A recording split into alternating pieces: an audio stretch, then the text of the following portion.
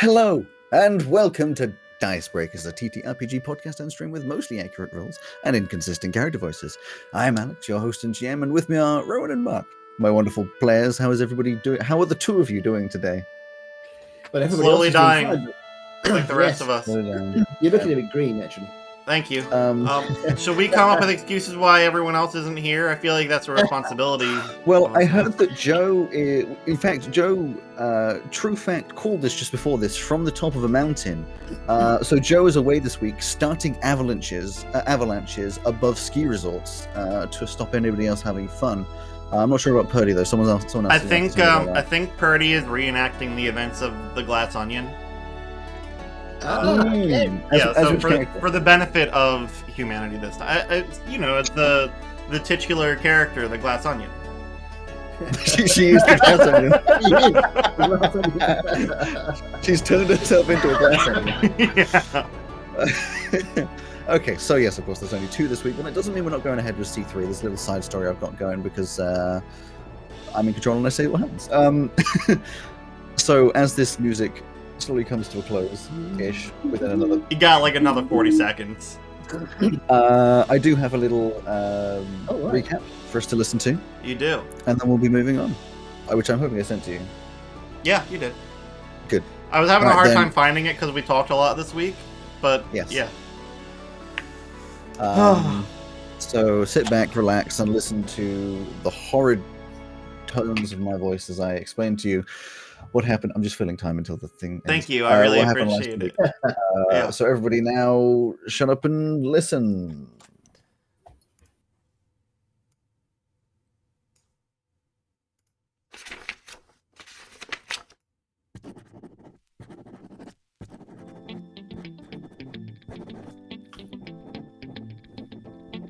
Entry number 35, G. Mithrisquin. It's been about a month I've been writing these stupid mandated diary entries, so sorry if I don't seem as enthusiastic as you'd hope. The last few weeks have been absolutely devastatingly boring. I mean, what do you expect for exam season? I did my exams, as did my new roommates, and we all got past it with minimal amounts of huge stress. Thank God I'm writing these notes, or we might miss these wonderful details. That being said, there was an interesting event a few weeks ago. Apparently my new roommates know one of the captains of the guard, and were asked to secretly distract some guards while a thief stole some information or another on a dirty guard. I'll be honest, the reasoning was boring to me, but the idea of a covert mission was fun. Plus, any time I get to spend with Maisie is just a bonus. In terms of my mental state, not had any accidents, so that's good. Hopefully we can keep it that way. I'm getting bored of hearing Neva complain about how hard it is to have such rich parents and your whole life planned out for you. I feel like there's only so much sympathy I can give to someone who's never had to worry about starving. Maisie has her own complaints, but they seem valid. It seems her parents have been lying to her for a long time. Any reasonable person would be pissed off. Carly is doing Carly's things, which mostly involve studying and being smart, so as usual is annoying me, and Cromwell seems to be getting more devious by the week, which I'm finding amusing all in all. I think I'm going to take it easy for a few days. Being alone over the break was hard, so I just want to be a recluse for a bit. So yeah, another riveting diary entry. Bye.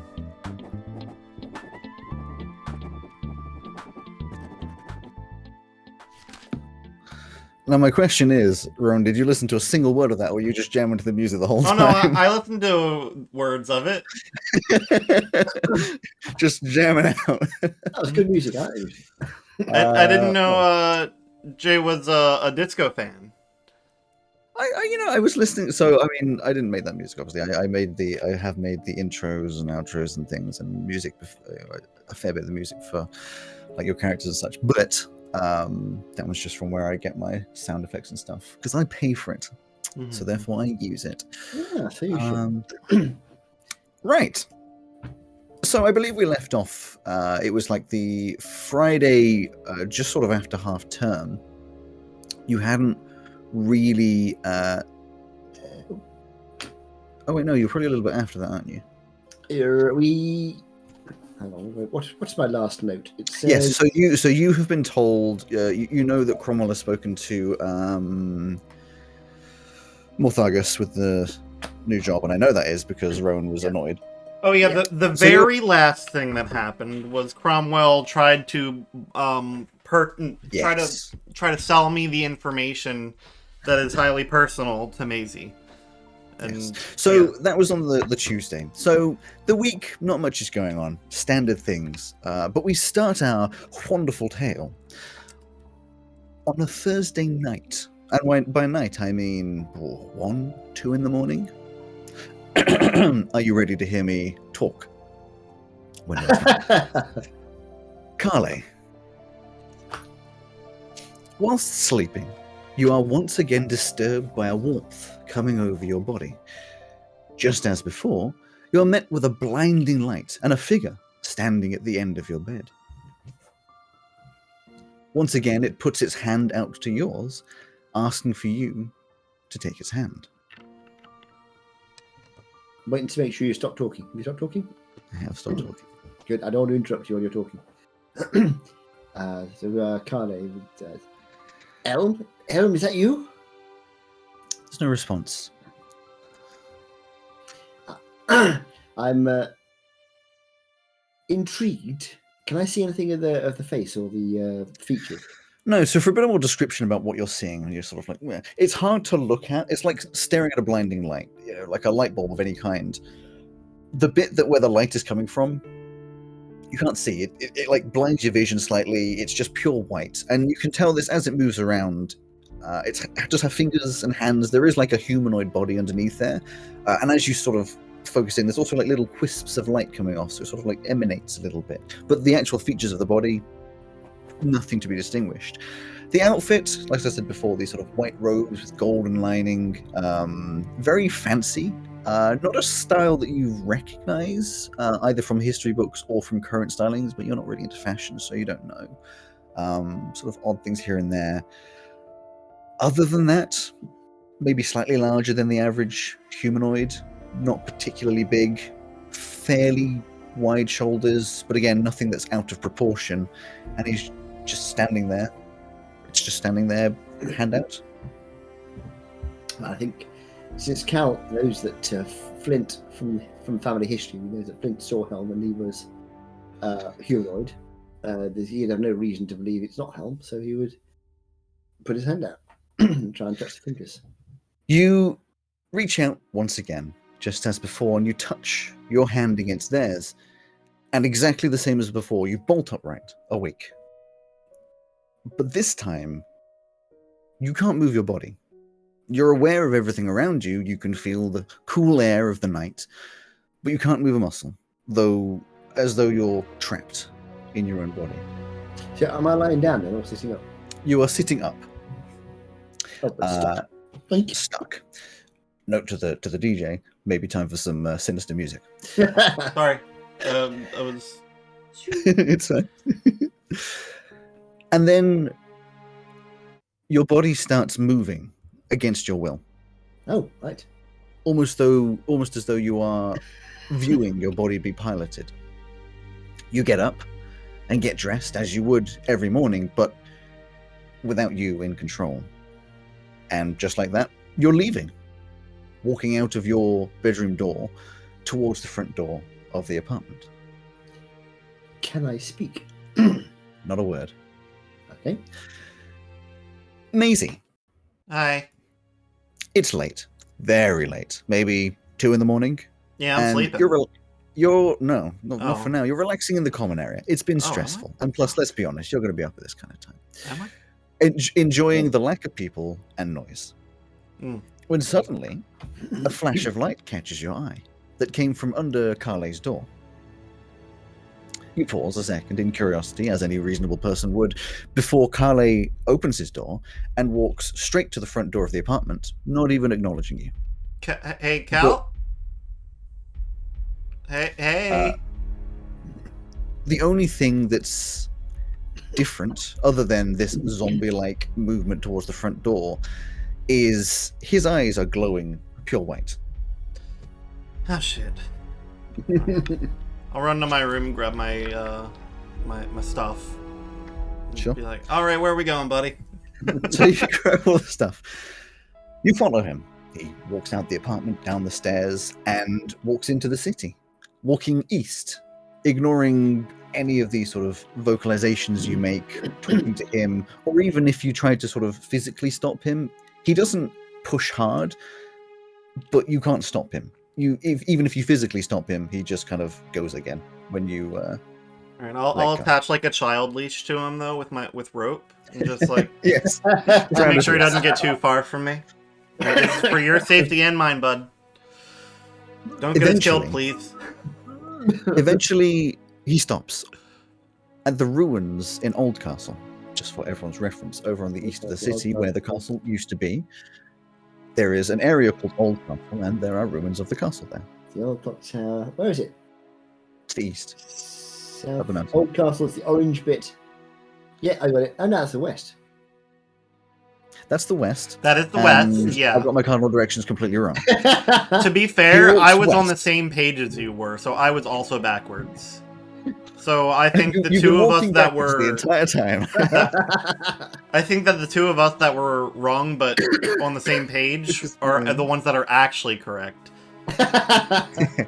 Anyway, eventually he stops at the ruins of Oldcastle, clambering through the ruins until eventually he stops. You can see at his feet a small hole, only wide enough for a single person to fit through. Alex? That dives deep into the ground. Alex, hold on. No. Hold on. Carly. Hold on. No. Carly, you stare down at this hole, knowing that your friend Maisie is standing next to you, wanting to call out, but still with no control of your body. She's just going, I'm pretty sure this is a historical site. We're going to get like in a lot more trouble than we did for the treehouse for crawling through this, I think. We should probably turn around, bud. Before you know it, one of your worst nightmares starts to come true. You start to lower yourself into the hole, feet first. You know, as you climb down, that once you start going in, getting out again will not be an option. Not unless you find an alternative route. As you lower yourself into this cavern hole, you feel the walls press against your body on all sides, almost crushing you as you breathe in and sliding downwards as you breathe out. Your body forces yourself lower into the hole, sinking lower into the ground every time you breathe in, disappearing into the darkness. One arm like this because it's a rope around it. Mm-hmm. No, they're around like your shoulders and your waist. Oh, okay. So that's how the child leashes works. Disappearing into the darkness, watching the light from above get further and further away. Your mind is filled with nothing but panic, your heart pounding out of your chest as you slide into a space that anybody would find claustrophobic. Now, here is a obviously cut in for my bit. You are holding on to a rope. Amazing. Mm-hmm. Yeah. Which is attached to Carly. Yeah. How long? It's only like 10 feet of rope or so? Sure. I don't know if I actually have any. Well, either way, you have your chain from your knife, so you have something to attach to him. I've got some rope. I think you could probably have used that. Either way, I'll say there's about 10 foot of rope. It gets to the end, and you're holding on to the end of the rope with a force still trying to pull downwards. I mean, of course, I'm going in. I'm good at climbing, though, so I'm confident I can get out. Okay. So, you just watched Carly, with no way of stopping him, slither into a hole that no one in their right mind would. As you lower yourself into the hole, knowing what is about to come is going to be one of the worst experiences you've ever had, what are you thinking? This is some me behavior. Why are you climbing into a hole, bud? I don't... Neva's gonna kill us both, and I'm going to tell her, because this will be really funny, but... You slide in, barely able to take proper breaths as you're crushed by the earth, forcing yourself lower and lower, trying to control your panic. Charlie is going to be trying to close his eyes. You still can't. Trying to control the panic, knowing... Clockwork Orange shit happening here.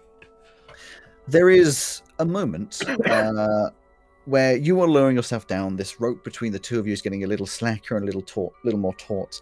And then suddenly, there's a massive amount of force that tugs. Give me a strength saving roll to see if you can hold on to it. Okay. New dice. Do not fail me now. Okay, good. I believe my strength save, you said. Yes. 16. 16. Enough, and you'll understand why eventually. It tugs so hard that it falls out of your hand. You just cannot grip, leaving a little bit of like a residual rope burn on your hand with how hard you were gripping onto it. And there's a pause before you hear a thud. Yes. Well, he's dead. Time to go home. You can't go up anymore. There is no going up. What do you mean there's no going up? You are like this, crushed inside this hole. You can't. There is no room to go upwards. The only reason you can go down is when you breathe in, you get slightly thinner and slip. Eventually, you feel, this is for Maisie still, you feel an opening with your feet. Yeah. You're dangling out the bottom. And I just assume it's a drop, so I'm going to prepare myself to like tuck and roll. So you slide down and eventually you drop. And give me a dexterity saving throw. 13. It's all right, but not the best. You hit the ground a little awkward. You're not going to take any damage, but your ankle is a little twisted as you just sort of hit and try to roll, especially since as you look down, you see Carly's body just below you, so it's an awkward position to try and land. Soft landing. Carly is just lying on the ground, breathing, for sure, but there's no movement. These eyes still just wide open, blaring out light. I'm gonna put on the pin again and just like touch his head, see if I can like figure out what's going on. You concentrate hard. Give me a roll. You concentrate hard. 19. 19. And you can hear like there would be somebody talking, but there's this mixture of white noise and like that underwater muted sound that means it's just kind of like a weird kind of noise that something's going on, but it's very strongly blocked. Kind of like there's a field between you and the actual thoughts. Well, at least there's thoughts in there. So, well, as much as Carla usually has. I'll put my glasses on and give a look around of whatever we are in. Well, just before you do that, Carly, back to your perspective. As Maisie touches you, you suddenly gain control of your body, taking a huge gulping breath of stale cavern air as you sit upright, body extremely sore. Ow, ow, ow, ow! Why? Are my eyes, are the eyes still white or are they? No, the eyes go back to perfectly normal. Just why? Ouch, ow, my everything, my legs, my knees. Yeah. I don't know. And thank you for looking after me, by the way. I mean, I was in bed, right? I was in bed and I had this dream, I suppose, of a sort of glowing white figure. That same one I had when I was. That wasn't a dream. What? Anyway, touch my hand. I saw the light from under your door. That was very real. Well, that's deeply concerning. Yeah. And then I just couldn't control my body. It was just like I was a passenger, and I could see what was happening, and I could feel it when I hit the floor. I tell you, but I couldn't do anything. I couldn't say anything. I was trying to say, don't follow me down, but well, thank you for looking after me. But I have no idea what happened.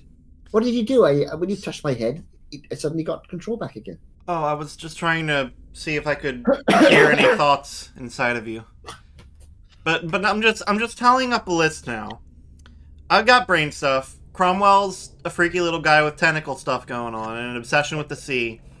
Jay is a jackal. And now you have light coming out of your eyes, controlling you to crawl into tiny holes in a small cavern we're probably going to die in. Well, not necessarily. See, I think my father thinks that it was Helm from whom I get my power. Is Helm notorious for making you crawl into tiny holes underneath Valena?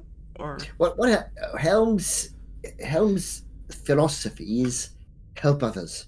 So he may have brought me here to help somebody. I don't know how, but he is a god, so he knows more than I do. Who are we going to help? Maybe there's someone down here who needs help. Maybe someone's fallen down that hole, or a child or something. And hello. How long does the hello echo out? Not particularly long. You can tell it goes around some corners, but I'll now go back to your description of the area. I was going to say, is it dark? It is very dark. Your dark vision, of course, is kicking in for you and I'm assuming Maisie has put on Yeah, her I've got my stylish glasses. Yeah. How far do your stylish glasses see? 60. 60 foot. In that But- case, I will But use this area isn't more Yeah, than but- 60 foot. Even so, I might as well, because it lasts for an hour or something. I've got Eyes of the Night. Don't spray me with anything. Don't do it. Hang on. Especially if for it's an going to hour. take magical effort. Don't. It doesn't use any slots or anything. It's just something I can do once a day. So I'm going to do this, and you have 300 foot of night vision, dark vision. As you both look around, you realize you are in a small but tall cavern. It seems to be around 10 foot by 10 foot, obviously not exact because it's all jagged walls, made of the same dull grey stone as the mountain that Veluna sits on. Not that you'd be able to see colour anyway with your dark vision. There are only 2 paths that could be taken from this spot. One is 20 foot in the air, the one that you just came through, with no obvious way of getting to it. The second is a small tunnel leading from the room. This tunnel looks to be about 4.5 feet tall, so you would be crouching to walk through it. Other than that, bare cavern walls. Looks like you've got one choice, so Yup. I'll go first. As you take a step forwards, Carly. Oh, before I do, I'm going to tap my Boink. armor thing. Yes. You tap your arm at this wonderful polygonal chest piece just around your body. It gives a slight red glow to everything. It does emanate just the tiniest bit of light. Not anything that would be useful if you didn't have that vision. Just that slight red tint. But as you step forwards, an image flashes in your mind of a small, jagged crystal, deep red in color. And you get this unavoidable feeling that it's something you should find in the walls of this cavern. Not this particular one chamber, but just the cavern in general. Okay. Oh, Maisie, I think I know what we're here for. Would I Message recognise from it? Helm. Would I recognise the crystal in the vision? Because remember I saw the ones in the... So if you were thinking of that one, the one that you've seen before was a very nicely cut gem. This is jagged, raw, so there is no reason to believe that it is They the unfortunately same. look quite different in the real. Fair enough. So Depending on what you're talking about and what this actually is. Yeah. Oh, in the caverns beneath Veluna, I wonder what it is.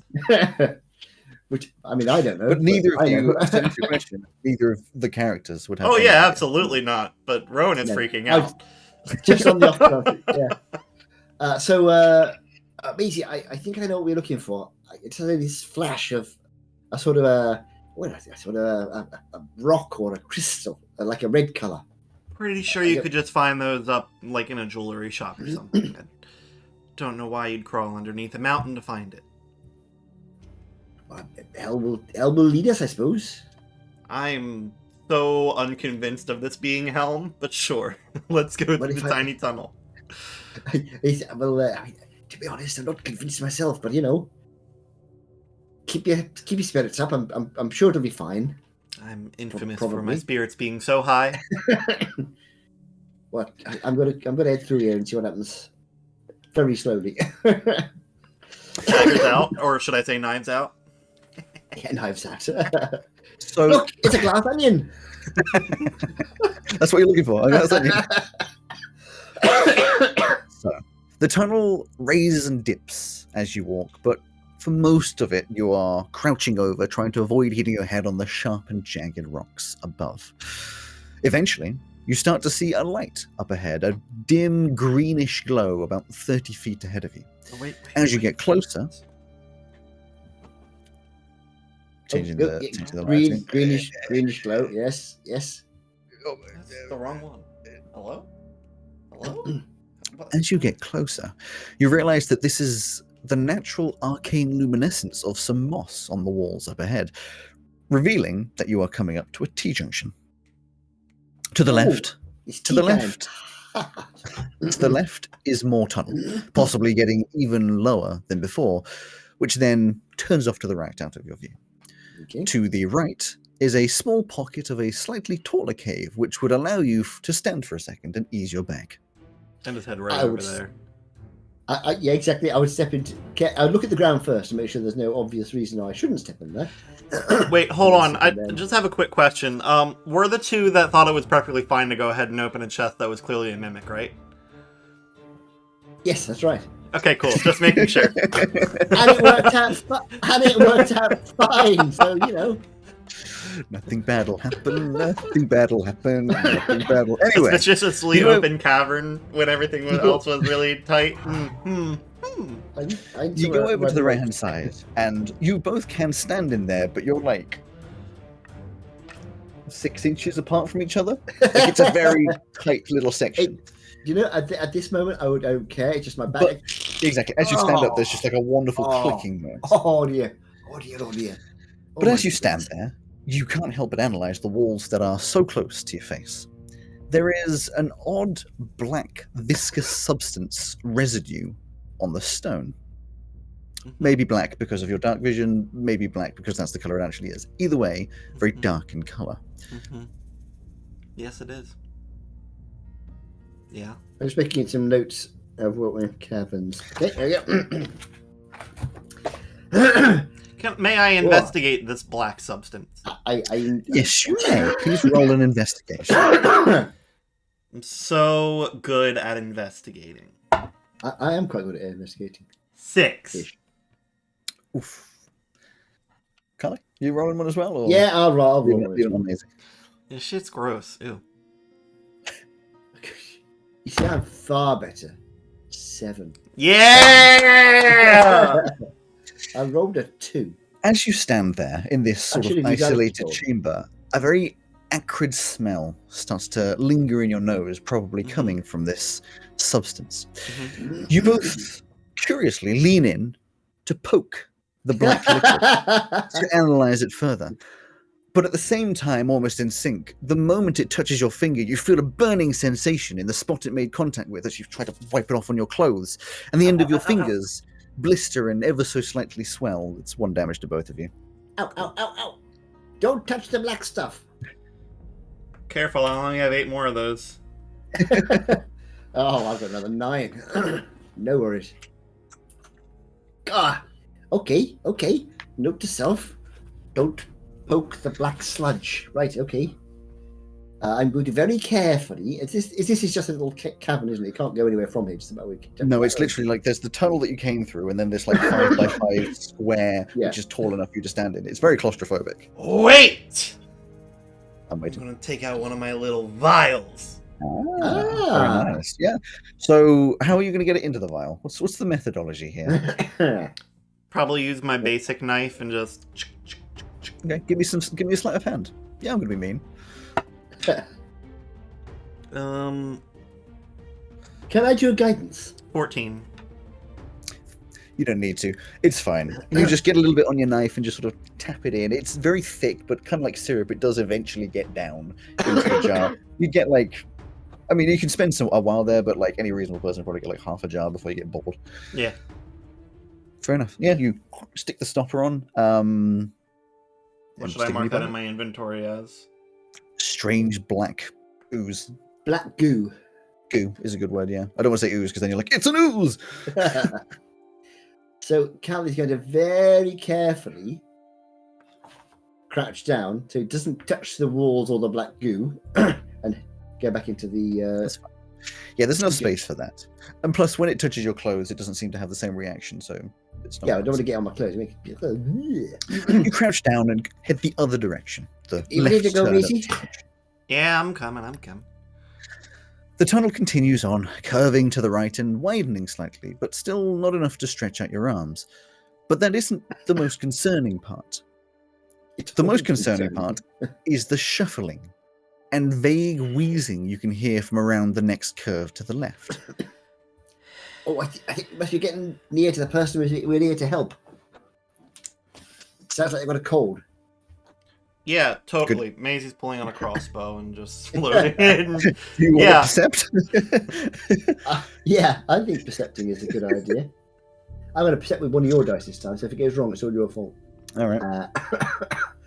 Pretty sure as the DM, he's happy to take that responsibility. Perception. 17. Oh, nice. It definitely sounds like air through lungs, but it's laboured and janky as though something is struggling to continue to breathe. Someone, we can say, or like a living creature. That's what I'm trying to get towards. Love that clarification. Right, I have complete faith in Helm, and I know we're here to help, but just in case, I'm going to get my mace out. Yeah, me too. Total faith. Yeah. You continue around the left-hand curve to see a wonderful sight. An open cavern, tall enough to stand and wide enough to move around, looking roughly 30 foot by 30 foot and about 15 foot tall. Battle chamber. But in the chamber... the ceiling is full of stalactites, but this is not what draws your eye. Okay. What you can't help but focus on is the malformed humanoid shape sitting uncomfortably against the wall, wearing torn and soiled clothing. And no, I do not mean shat themselves, I just mean dirty. I mean, they probably shat themselves as well. Stuck in a little cavern. Its skin is warped and blistered, its limbs twisted and morphed, as though someone has molded it like clay. It is the source of the wheezing. You can see what is presumably its chest rising and falling in time to the wheezes, though the holes in its abdomen seem to be the reason this breathing is so bad. Holes in its abdomen? Yes. As you get slightly closer, exiting this tunnel, it moves at your presence, looking over towards you with faded white eyes, its jaw agape, barely holding on by skin alone. And then it starts to get up. It stumbles its way to its feet using whatever parts of it...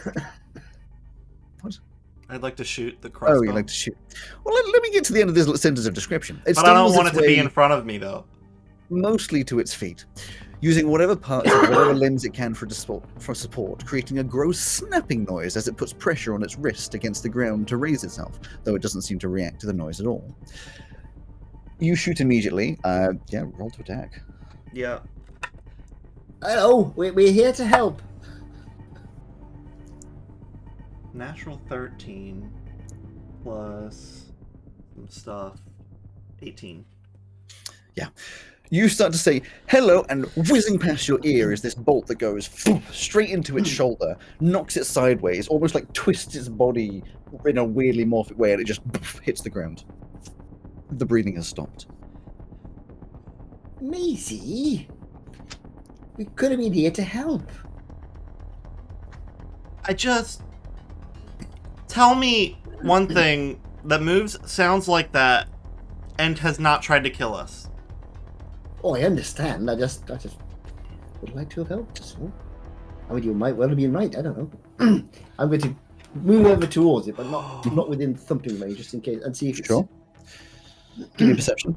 Is it definitely down? Perception, eh? Nope, not that one. I'm going to use your dice. Remember to add 3. 13. You see... There's no movement, no breathing. It doesn't look very different, apart from a bolt in its shoulder, but that's because its eyes were already faded out, but it doesn't seem to react anymore. One thing you do see, however, is this faintest trace of magic shimmer off this creature in the final moments of its supposed life, as though something unnatural had been keeping it alive that has now faded away. Okay, well, I mean, looking at the poor, whatever they are, I can't imagine we could have been much help anyway. I don't have enough magic to help someone like this. It's probably the kindest thing to do. I'm going to have a little look. Is there anything on it, like any I'm looking for clues as to what the hell it is, who it was, what it was. Investigate for me. Investigate. Can I reclaim my bolt in the meantime? Yeah. Cool. 17. It's hard to tell what it used to be. Definitely humanoid. It could have been elf, human. The skin is more of like a pinkish color. So you assume it was on the sort of elf, dwarf, human side of things rather than tiefling or anything like that. But a lot of the features are gone. You can't even tell if it was, if it had standard features, if it was a human or whatever. It's it's weirdly, like I said, weirdly morphed. What kind of what does the morphing look like? It's not crystalline, is it? Do you want to roll a perception? Sure. 18. 18. As you move over and get closer, you can see when this sort of magic fades away, it almost starts to deflate a little bit as well. And it's really hard to tell if this is just a visual illusion or not, but it almost looks like there's something like pointy things underneath the skin, which are now like being pressed against the tightening skin, as though there's something underneath, but the outside is all weirdly blubbery, fatty, blistered human. Well, I say humanoid. That's the word I'm going for. Well, I don't know who that was, but I hope they're resting now. Yep. I don't want to be down here anymore. So, I think Cal would do a quick silent prayer to Helm. Sure. And we better. What have we got in this chamber? Any things? On the other side of the chamber is another corridor, but this time a reasonable height. Like you can walk standing. It looks short. You think it's probably just leading to another chamber. Well, shall we? Okay, there's something underneath its skin, but I'm hesitant to, like, cut it to see what it is, because I don't know if it's, like, going to pop or something, and then, like, we'll get whatever it has. I don't want that. But there's definitely something, like, under there. I can see what you mean. Sort of uneven, like. Could be the bones. I mean, all the body's all warped, so maybe the bones are too. I don't think so. But I mean, I can. Anything we can do at a distance? I mean, I can call down a flame on it, which would probably burn some of the body, might burn the flesh away. It depends what's inside. Sure. So I'll step back. I've got a range of 60 feet, Sacred Flame. Sacred Flame is not a flame. It doesn't do fire damage. You know this. It doesn't do fire damage, but it does do damage. Radiant. It does do damage. It's radiant damage, but you would know that it wouldn't set it on fire and burn it down. Okay, to be fair, I did shoot it with a crossbow bolt, so maybe they don't pop. You did shoot it with a crossbow bolt. Looking at that crossbow bolt, there's like a horrid blackness. It's like a mixture of black, kind of similar to that on the wall, horrid greenish, whitish, pus, gunky stuff, Ew. and then very, very dark red blood, like a weird mixture of all three, sort of like. Can I take my magic knife and cut and also cover my mouth and then just like cut where that protrusion is? You give it a cut through, and it slips into the body easy. It cuts through even easier. The skin kind of like pulls back very quickly, as if it's very taut as it deflates. And this again, this combination of horrid like liquids spills out. Initially a little faster, and then as it sort of deflates down, a lot less.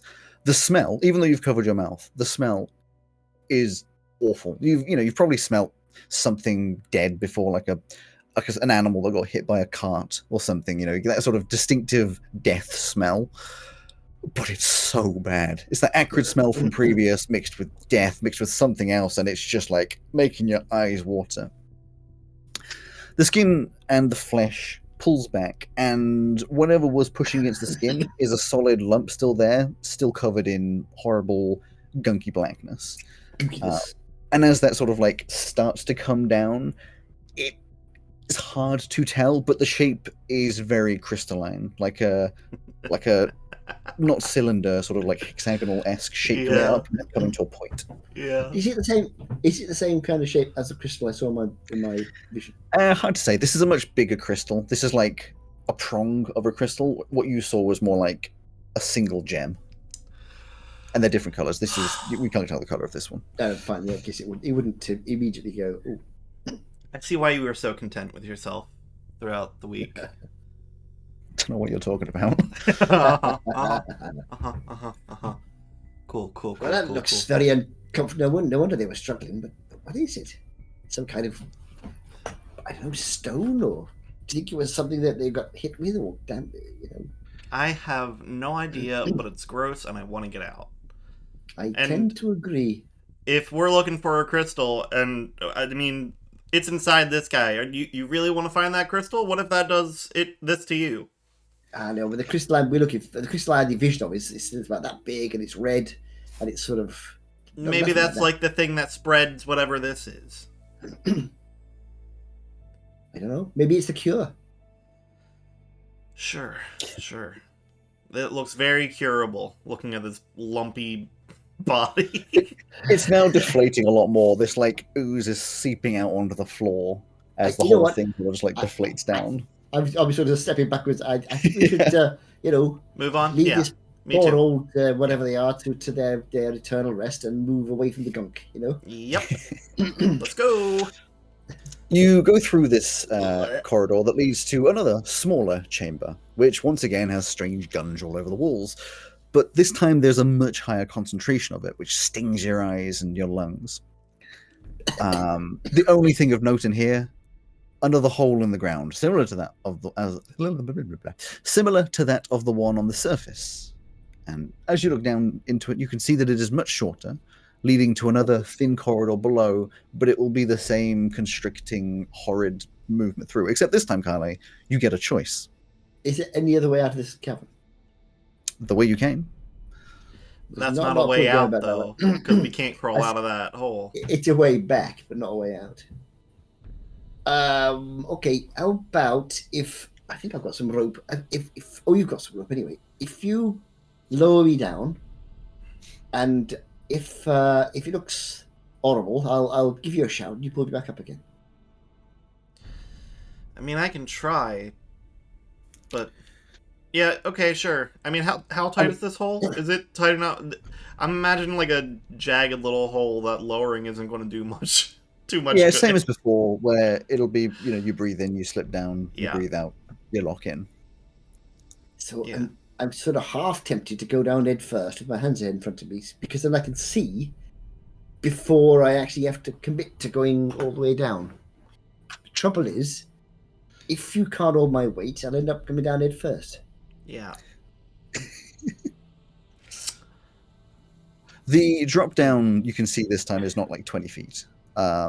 It's like somewhere between about like 7-12 feet. Like it wouldn't be as bad. Well, I mean, the way that I see it, we either die in this cavern or we keep trying to go forward. That is a fair point. Yes. I don't think coming back out of it's too much of an option. And I mean, if we're going to die down here, may as well in a nice, tight little, like, hugged position, right? So. I'm not very good with hugged positions. I like a bit of open space myself, but... I'm fine, I can do it. All right. Well, do you want to go for... I can't really support your weight, though, if I try and hold That's fine. It's not going to work. Whoop isn't quite the right noise. It's more of a sit on the edge and... Yeah. As like you could feel it brushing against your skin. You're pretty sure from this and the other one you're going to have little grazes and stuff underneath your clothing by the end of the day. But you slip into the hole, leaving the acrid air behind. But unfortunately, once again, you get a lungful of rock dust as you scrape against the walls. It is another claustrophobic hell, but having already experienced this means you get through fairly quickly before your feet touch the ground. The only problem is, when your feet touch the ground, you realize you miscalculated possibly the distance that was down there. Your head's still in the hole. Cool. Can I come down yet? Hold on. There is obviously a way to go. You just have to crouch down and walk through. Yeah, we got more crouching to do. I'm also going to, like, rip off, like, part of my jacket or whatever and just tie it around with all the rock dust. I don't want to keep inhaling that. Yeah, sure. You wiggle your way down into a crouch and start moving through the once again low ceiling of the corridor in front of you. Presumably I'll see Maisie move away. Yeah, you can see her sort of wiggle and just sort of just shift out of the way.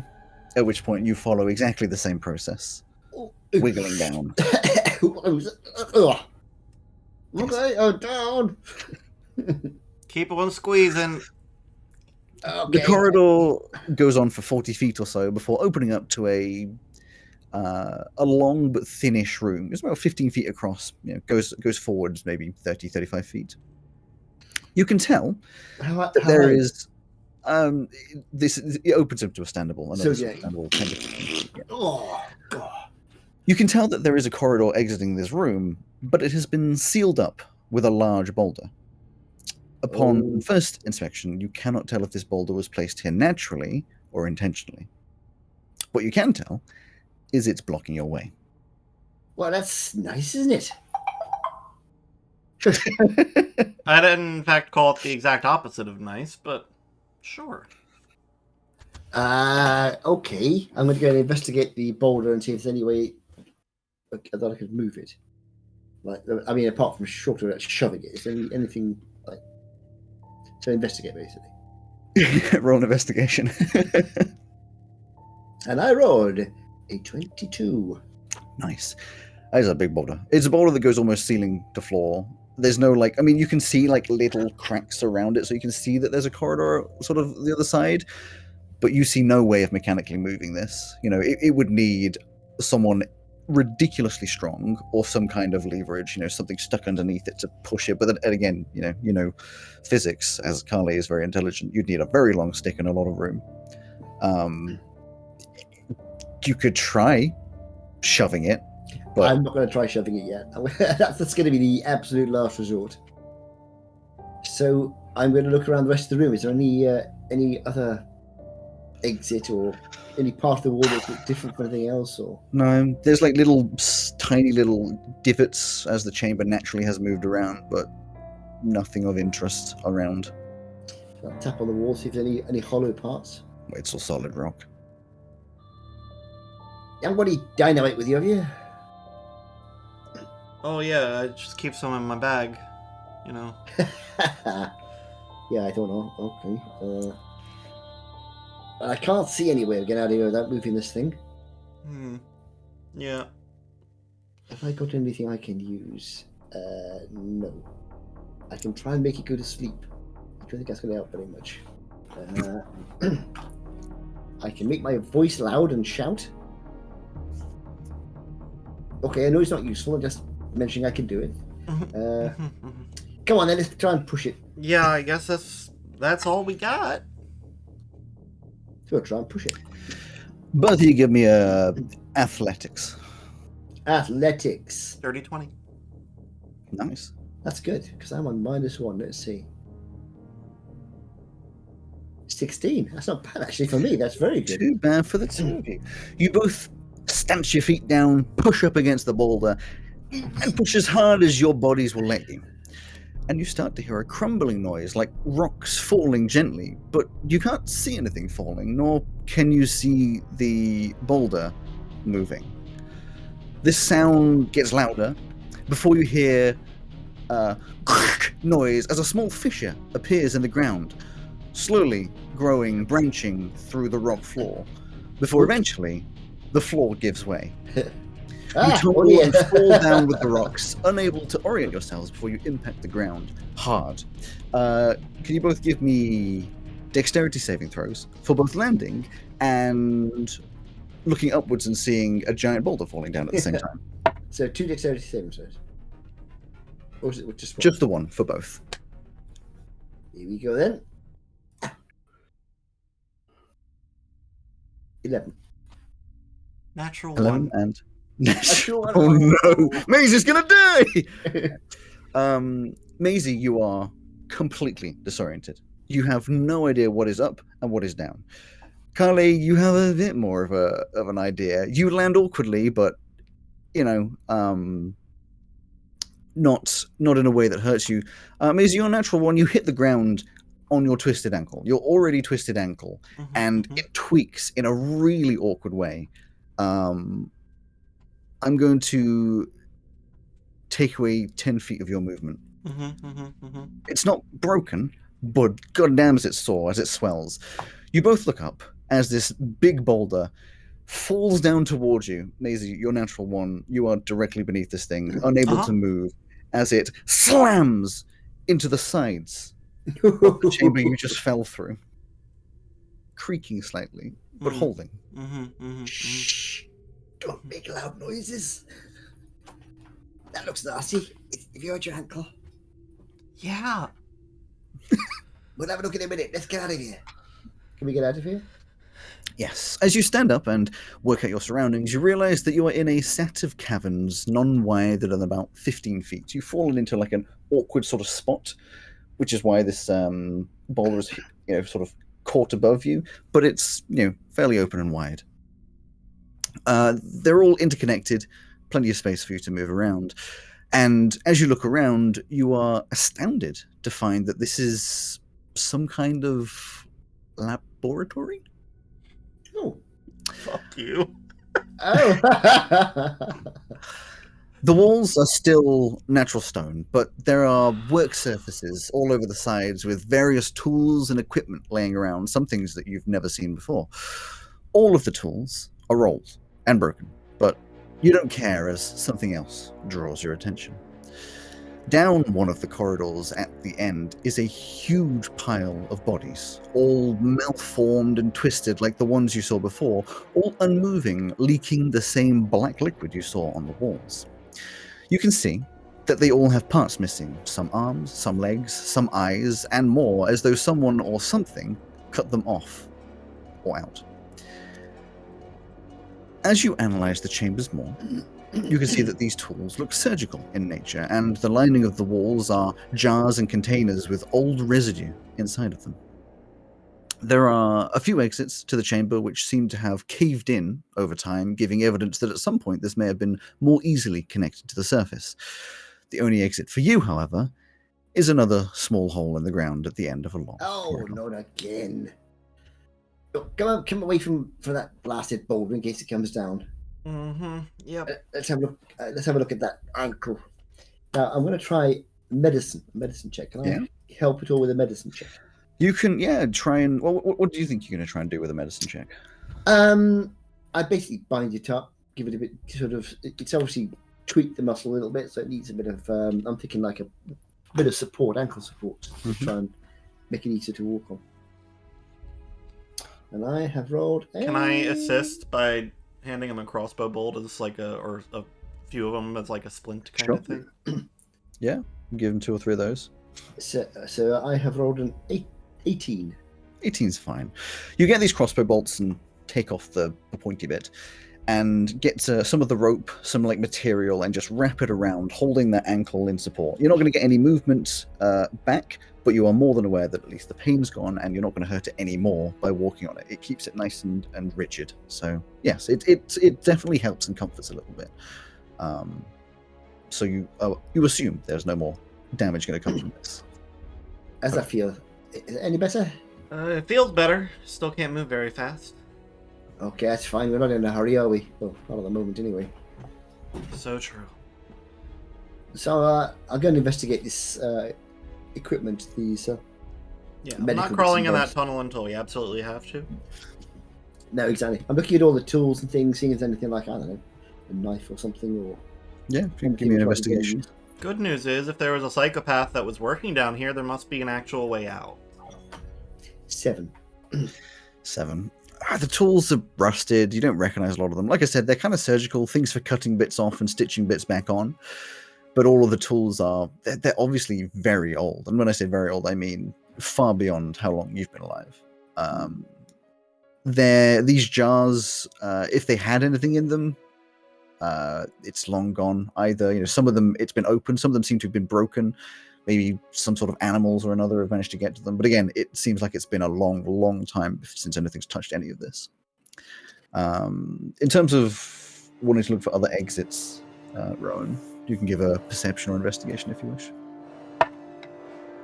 Just be careful when you go near those bodies. 9. Right? 9.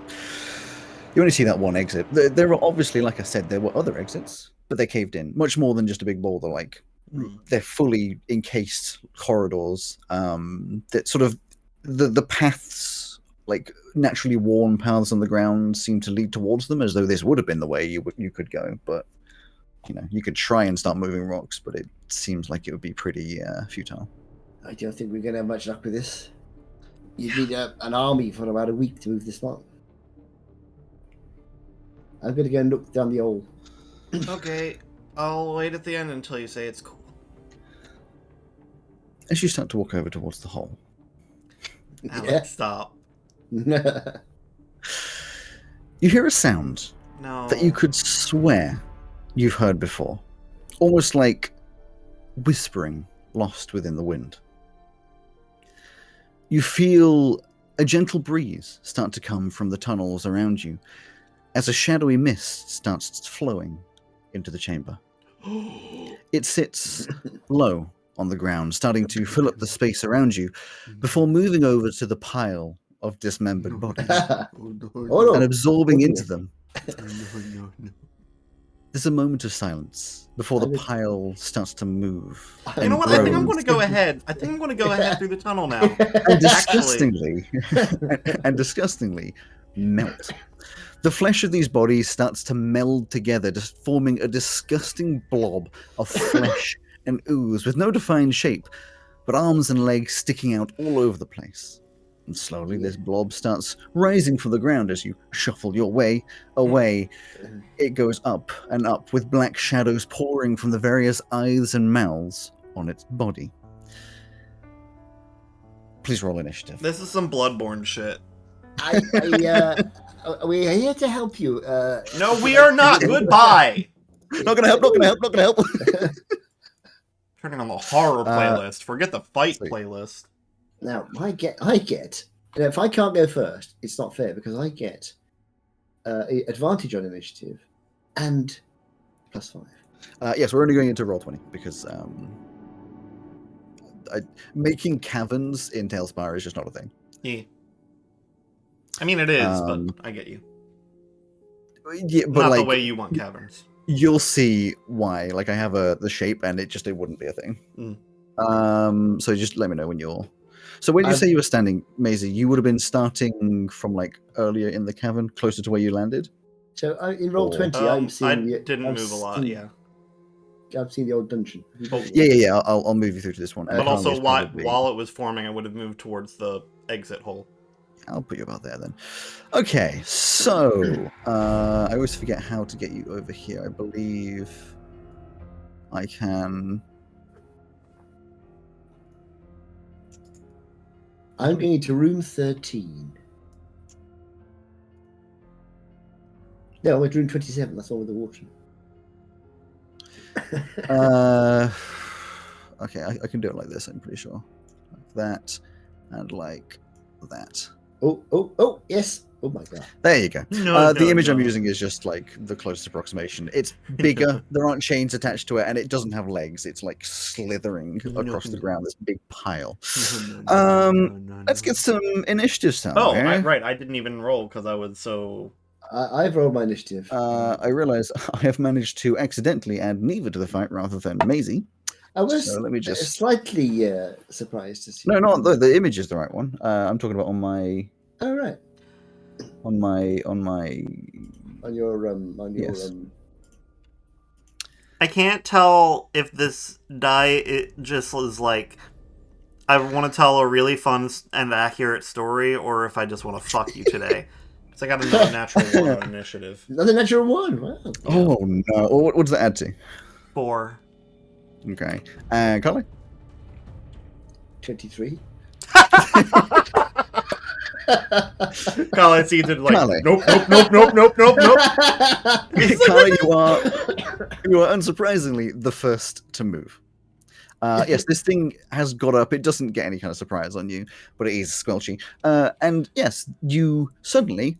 I remember where I've seen this black smoke before. It was as you lovingly named it, the cabbage dungeon. Yes, I was broccoli dungeon. The broccoli dungeon. That's the one. I'm actually getting my own thing wrong. Not that I'm the one who named it. The broccoli dungeon.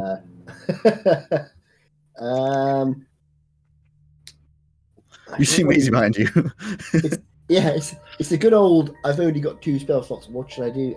So I think I'm going to start up. Blast it with some radiant flame. Demon. You know, as Sacred much as the flame, horror music is nice, it is definitely not showing how much panic you're in. Yeah. I think I'll try a sacred flame on it. Sure. Which is Dexterity saving throw. Sure. I mean, it gets a 10. Oh, that is 13, so you'd fail. It obviously, like, it's not moving very fast. It's not much damage, but you can. You engulf part of it in flame. I mean, it is a huge pile of horrible goopiness, and it sort of just encases some of it. You can see some of the edges start to like crumble and sort of crust a little bit with the sacred flame, but that is 8 points of damage, which is the maximum 8 points of damage. Very nice. Yeah, it sort of crumbles up and like sort of tightens in one one. I'm trying to say specific and particular at the same time. Spot. Particular. Anything else? We don't want to hurt you. I really recommend you move. Where am I? I've got the wrong thing up. Don't panic, because I know what I'm doing. Oh my god. 5, 10. Yeah, what would Carl do? Yep, I'll stand here. You're moving that way. Fair enough. You move over towards Maisie, who probably shouts at you. Yeah.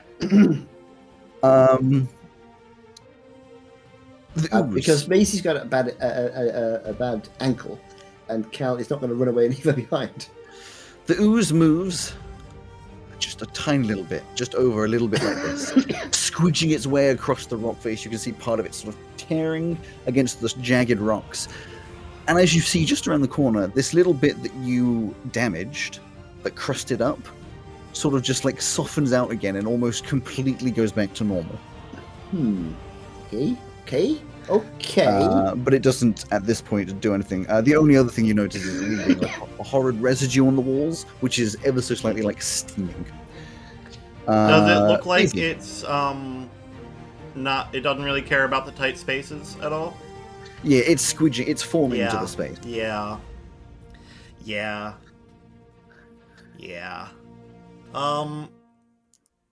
Would you say I'm hidden from it? You can't see any of its eyes that it has. You don't know how it sees. Well, I'd like to try to stealth and take a crossbow shot at it. Sure. I will move to... I can't move myself, but... You can't? No, I can move Cal, I cannot move myself. That's weird. Well, I did add the permissions, but apparently I unadded the permissions. There you go. Just squeeze up here and try to stealth. My stealth is natural 17... 22. Cool. And then I'll take a shot with my crossbow. You pull up your crossbow, fire towards it, and get 15. 15. It just squidges into the side of it. You see a little bit of blackness splurt out as the arrow starts to sort of like melt. The wood doesn't melt, the metal sort of just corrodes, and the wood clatters to the ground, degrading and rotting sort of on the spot. So no damage then? You don't know if it did any damage. You can roll the damage. I know. You can roll the damage. Okay. Is it worth rolling the damage? I don't know. Do you want to roll the damage? Would it be sneak attack damage that I add to it? No. Oh, good. The damage that you're totally not going to mark anywhere is 6. Cool. Then I move away again. Sure. You step away again. Okay. This is not good. I think this is... Okay. The thing is, we're going to get trapped if we go backwards. Uh-huh. Not that we aren't trapped now, of course. Okay. Also, just so you have a bit of perspective, the boulder is sort of hanging there. Cool. I'm not looking now. D20. That feels like a hint. Yeah, I was thinking the same thing, but how the hell do you make the thing fall down? I don't know. It was more just because you were worried about it before. But yes. Yeah, yeah, a large boulder falling on my head would be, less than optimal. Right, I'm going to try Plan B, which is, since I'm wearing the damn thing, I'm going. Can I see it, or do I have to move first? You would have to move it around the corner a little bit. Whoop. Up. Can I see from there? Yes. Lovely. I'm going to try my magic missiles. Nice. So I get to fire 3, I think. Yeah, magic missile at the first level. I believe there are 3 of them. Yes. Yeah, and there are 3. There's no defenses there. It's 3d4 plus 3. Yep.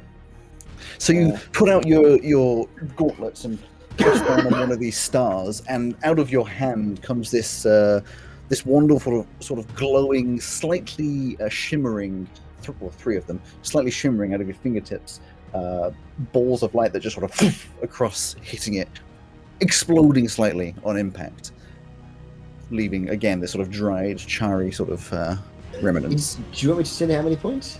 Yeah, roll the damage. I'll roll the damage. That's what I'm going to do. It's going to be sort of damage I'm going to be rolling. Where's it gone?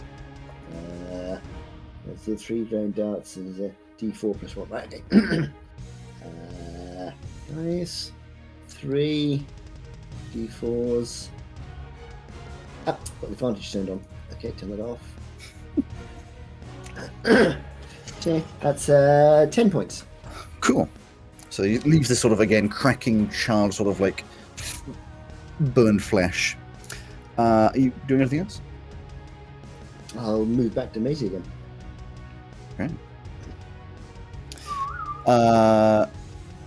Its turn. It's going to move 10 feet and squidge itself into this hole. So it's kind of like blocking up the hole in its entirety as a form. You see again this burnt, cracked, charring bit that you damaged just sort of seals itself back over, presumably healing.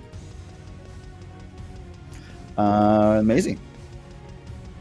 I don't think I have anything that can hurt this thing. I mean, I can try curing wounds on it if it's. I think that works backwards on things which are evil. I don't think Or so. I don't think it does in this system. I might have some oil in it. I think we could try setting fire to it.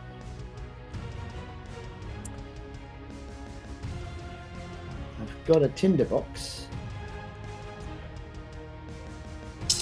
But I don't think I want the oil. Oh, some ink. Throw ink at it. Ooh, thought mode just activated. Well, now I'm thinking of how can you take a reaction during your turn? Only if it is a reaction to something. I don't think so generally. Like What yeah. What do you want to do? And then I'll answer. I want to get closer to it and wait till it clears up a little space. And like to run through there, and then hold my action to dash through, assuming that it cannot make an opportunity attack on its turn because it's its turn. It would still make the opportunity attack because those are reaction. I know it's that's where you're asking because you are holding an action, but you are still moving past it. So it would probably still get its attack, but you can hold your action to dash past it when there is an opportunity. Well, that's not going to help me if I still get hit. So yeah, but otherwise, if you could do that, then you'd always hold your action to dash past something to just not get the reaction.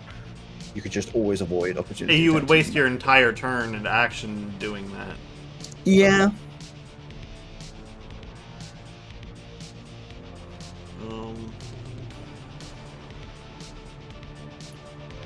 Yeah, it's undead, isn't it? So sleep not gonna work. How much space is it actually taking up, like physically? So by mechanics, it is large, so it's a 10 by 10. But it can squeeze through the gaps that are 5. Great. I could. So I'm pretty sure there's literally no way around it. Uh-huh. Okay. Uh-huh. Okay. Yeah. So I'm looking up while this is going on. I'm going to be looking up at the where are we? At the big rock which was above us. Is there any? Can I see a point which is like holding it up? In other words, can I think of it? Can I see how I could knock it down by like shooting a crossbow bolt across it? Give me a perception. Not persuasion, perception. 14. Maybe. I mean, it's not held in particularly tightly. It's kind of just like frictioned against the two sides because the rock kind of came in a little bit and it's jammed. Perhaps if you gave enough force, it's got a lot of weight behind it. It's a big rock. What's that arrow? Oh, that's just the way you came in. That's my own reference of like which side you came in and which side you can leave. You came in from above, but it's hard to do an arrow downwards on a 2D map.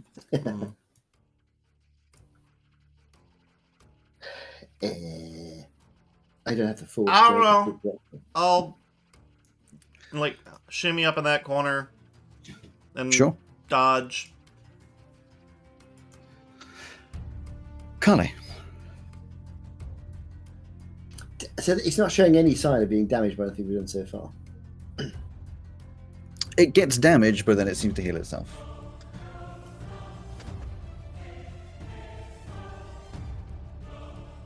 I mean, what else can I do? I can't. Okay, I'm going to use my intelligence to see if I can have a bright idea. Okay. Roll me. Yeah, just intelligence. You're gonna sit and think.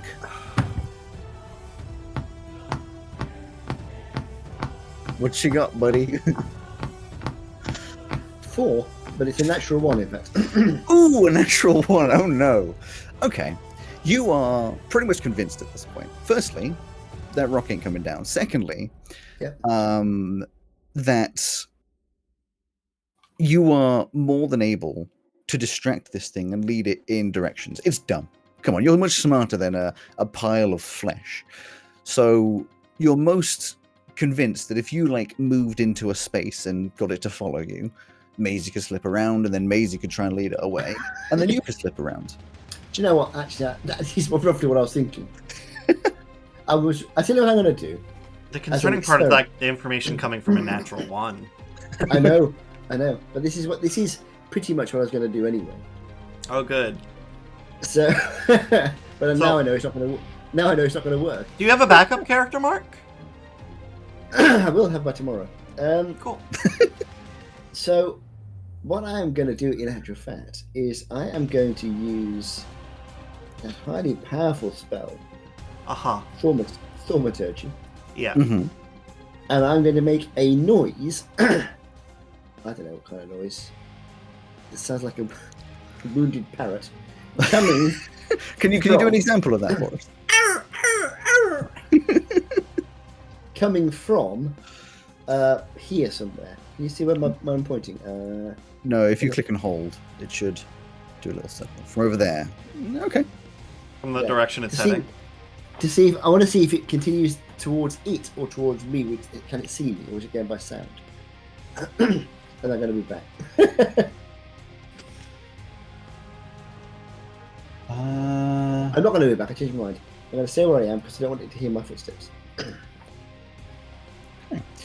And back on it. It is going to move 5'10". It doesn't seem to have paid attention to the noise. That's Cox. Okay. It, now that you're within range, is going to, one of these like horrid arms malforms and kind of stretches out to try and like grab onto you, this whole black ooziness covering it. Does probably not a 9 hit you? Nah, it misses. It misses, but you can tell it's like grabbing for you. Multiple of these arms kind of like shift around the body and start like stretching out to try and grab you. I mean, I've got a couple of spells I can try out, but Easy. I'm not sure they're going to make any difference. I am gonna dodge. Okay. You're gonna move as well, or just the dodge? Just dodge. damage. Cool. Carly.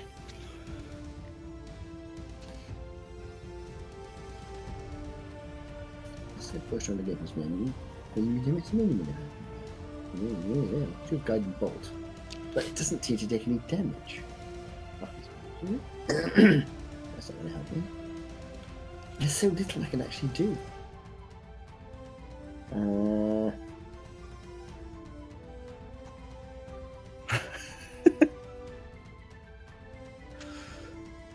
I mean, I can make it easier to hit, but that's not going to really help very much if you can't do any damage to it. I'm gonna go back and say your first ever idea if we should just run straight past it was probably your best idea. Unfortunately, we only had one turn to do that, and now we can't backpedal. Oh, there's ways you can get out of this. Come on, you're Are Mexican, there? Carly.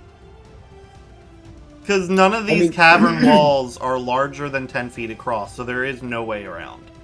There is, but it's going to hurt. So, I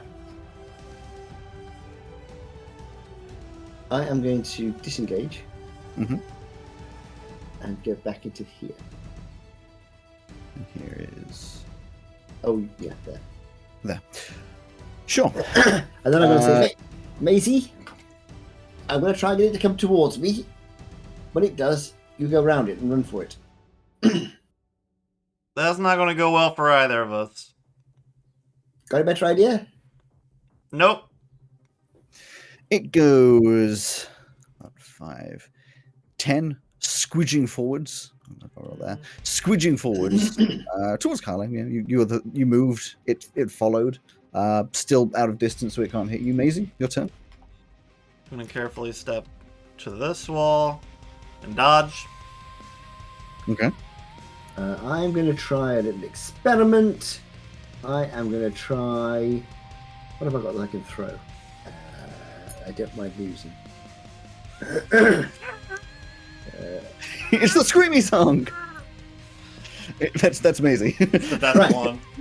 I have got a whole bunch of candles. Okay. So I'm going to light a candle and I'm going to throw it. Where the heck is the D20? There it is. I'm going to try and throw it behind the thing somewhere to see again if it's going for the sound, the light. Maybe I can just distract it. Because I'm hoping that I'm out of its line of sight now. So I'm going to be throwing it sort of, come on, over there somewhere. That's my idea. You see that? Yeah. In that general direction. What do you roll for throwing things? Roll me an armed attack. An armed attack? I'm not doing the damage. Wouldn't it be more dex-based? Throw? Yes and no, because I'm thinking of more like it's a ranged attack, like trying to hit a specific space by throwing something. My dex is... Oh, I get my unarmed attack dex, is slightly better than my dex, actually. Ranger's dex. My unarmed strike is... if I hit somebody, I do 0 points of damage. You're not trying to do damage, right? So. I'm not exactly. Luckily, no, I can still do. I can do. I get a +1 on the old unarmed strike. That's fine. Or what do you want to do? So, yeah. It's either that or dex, but it sounds like you've already used your unarmed. My dex is not, the difference is tiny. Okay, here we go. Boom. 19. 19's pretty good. Yeah, you throw it, arcs over the top of this thing and just sort of putters onto the ground over there. Stays lit somehow. It's a magical candle. And there is now a candle on the floor behind it. I'm waiting to see if it reacts. Sure. It's his turn, if I know so. It is his turn.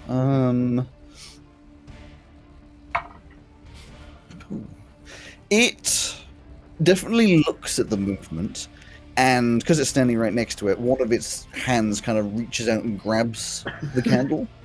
And you can tell that as it holds onto it, this horrible acridness just starts melting the wax in its hand. The flame eventually goes out as it degrades, but it doesn't move towards you, I should say. Amazing. Well, it sort of worked.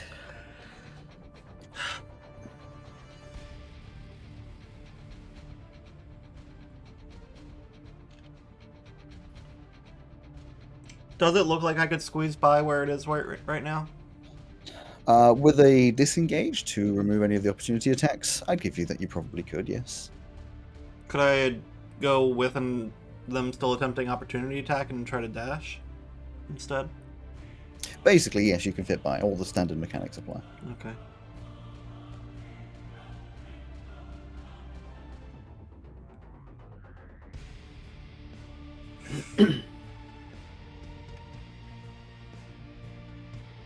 So would we have to go past here? Yeah. Yes. Yeah. I'm gonna try to dash. Okay. So you will get an opportunity attack. 5. So you'll get 40 foot of movement. Yeah, 15, 20, 25, 30, 35, 40. Okay. It's going to obviously attempt to grab onto you as you go past. And that's a big old straight line.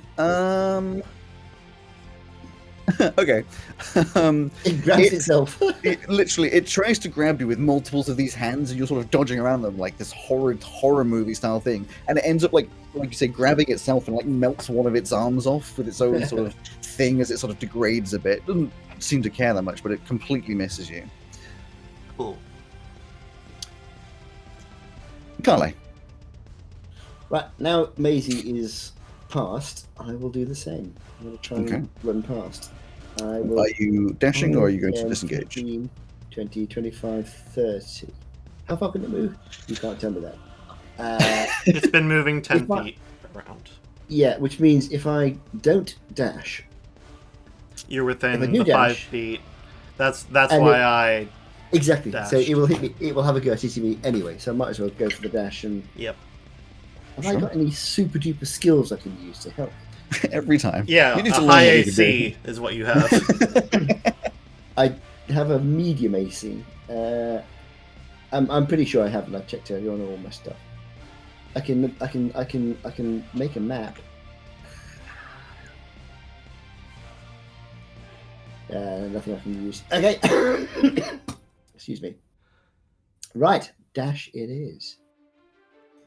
You scurry on past. 20, 25, 30, 35, 40, 45. No. Yes.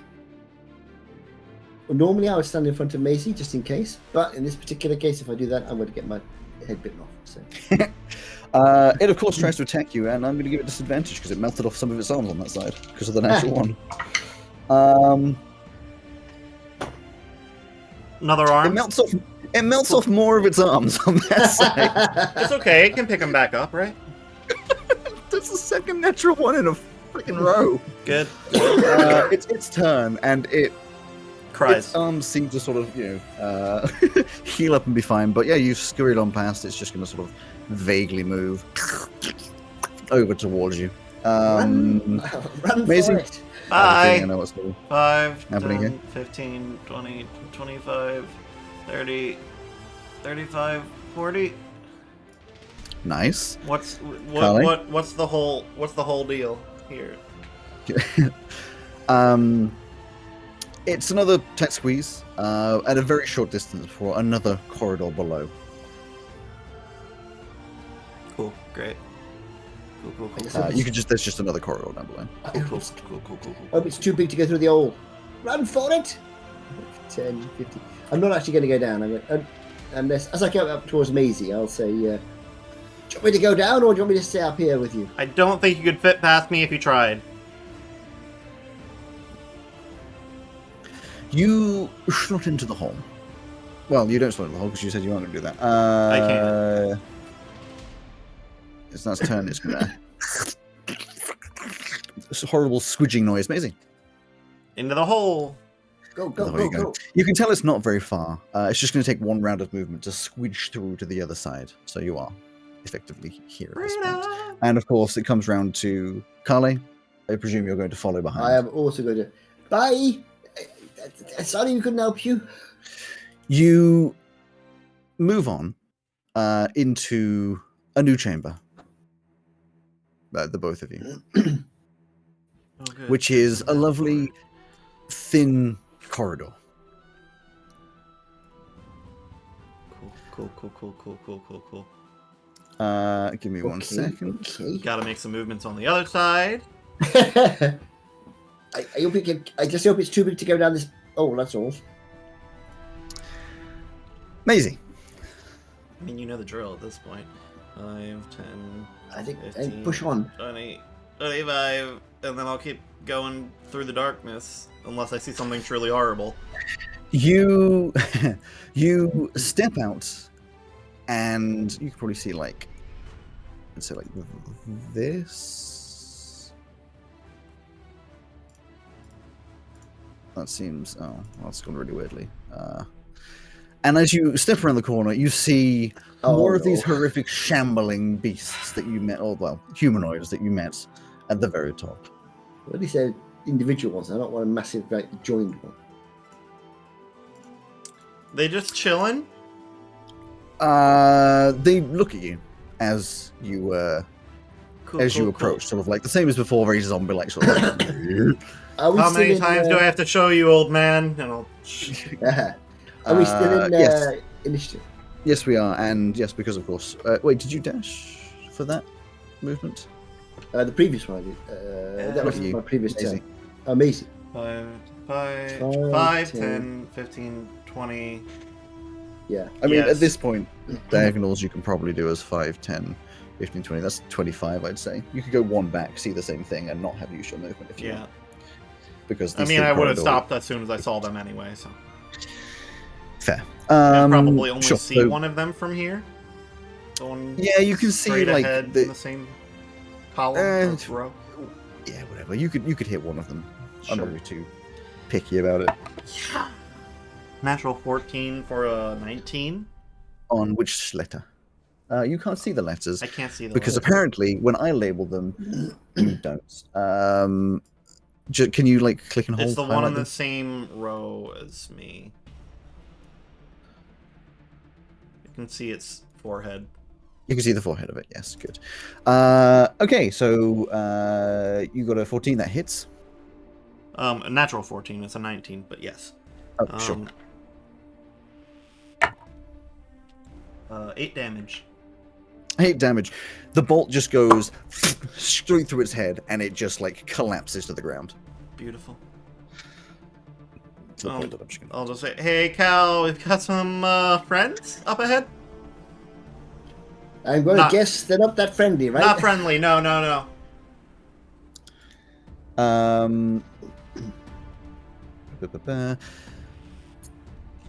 One of them, or so to say, a new one, sort of shambles into view. This one sort of steps forwards, but gets kind of blocked behind the other ones. This one's going to take a couple steps. That one's dead, and then you see just the very forehead of another one appearing. Oh, for fuck's sake! Bear with me. And then Maisie. Wait. Nope. Did we skip Carly's turn? I accidentally skipped Carly's turn. It's the big Carly, goo boy, and then Cal. Whee! 5, 10, 15, 20, 25. Well, if that's 25, then that's 30, right? Yeah. That's 25. Yes. Well, yes, for you, 30, yeah. That's 25, yeah, for 30, yeah. It should be, okay, so that's fine. So I will... I'll try my... I wonder how many hit points they have. I'm going to try out... Not many. Not many, exactly. So I'm going to try my... I don't know if they would be able to sleep, though. I wouldn't waste a spell slot. Oh, no. Okay. No, I would have pushed it to the star and fire 3 more... Sure. Are you doing all at one? Well, that's the thing. I seem to remember something about you can change... I'm not sure if you can change targets halfway through. You can make the decision. If you fire 2 at one and then 1 at another one, it should take one of them out. Yeah, like tell me which ones you're targeting at. I wouldn't go for you fire all 3, and if one of them dies, one of them changes target because you kind of just like fire them all at the same time. But you can. So they all fire simultaneously. Close enough, yes. Okay. Well, in that case, 2 against that one. Yep. And I probably can't see that one. Which one? So, sorry. Oh, yeah, you can see that. Okay. Straight ahead. Oh, Yeah. great. So- You can see what you can see, basically. So the third one is that one there. So the first two, that one. Cool. So I'll Sure, so roll the damage. I will. So there are. So the So first. again, this sort of gaseous mini stars sort of fire outwards. 2 of them hit the first one, and the damage Right. is... So the first D4 is a 3. The second D4 is a 1. Nice. The So- first one that you hit there, the head just like explodes with the damage. Okay, and the one behind it takes 3 points. Cool. 2 plus It 1. hits it, impacts, and you can see it like rips away part of like the face and the shoulder, but it kind of like keeps shambling. Maisie now. Technically, I know there should have been other things, but like I skipped Carly back. So it took one of them out, right? It took one of them out, and one of them is heavily damaged. Cool. Oh, I just realised I didn't tick off the use of the thingy. No.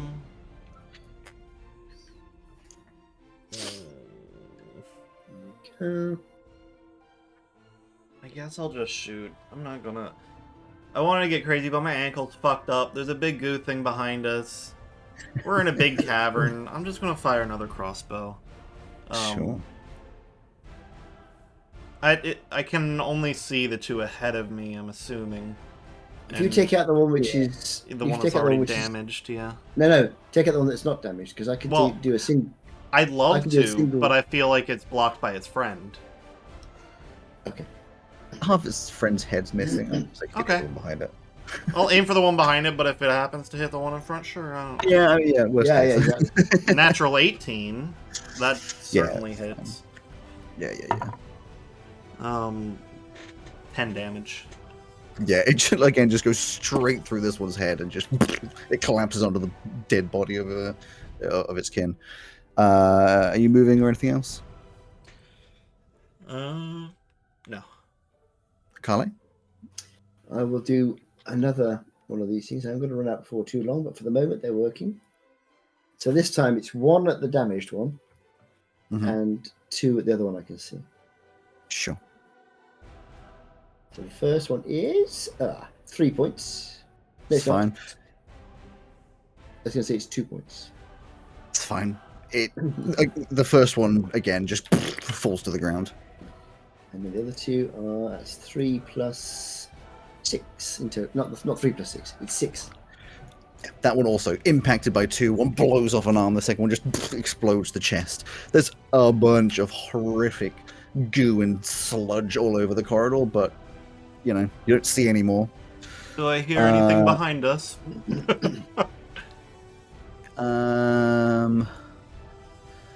You can hear a vague, Yeah. horrid squelching noise behind up the tunnel. Yeah. Maisie, your turn to move. Bye! 5, 10, 15, 20. Who's here? Hello? Let me just show you all of the things that you would be able to see. It's a cavern completely full of magical items. Oh, damn. Cool. Nothing else in then there, apart from a bunch of dead bodies. 5, 10, 15, 20. Headed towards Cool. the next corridor. I'm just going. Yeah. Let me just give you a quick description of that exit. Yeah, so you can see that exit just leads immediately to a T-junction. Oh, great. The odd point of that T-junction, obviously left and right, is you can hear music? No. Like dull droning of some low notes with a gentle high note sort of dancing around on top. Definitely some kind of a tune. No. And No. a little bit of light from the No. right-hand side. Is it a green light? No, more like like manufactured natural. sort of torchlights. Torchlight rather than sunlight. I just turn back to Kyle and do this motion. Okay. I'm just going to move up to Daisy.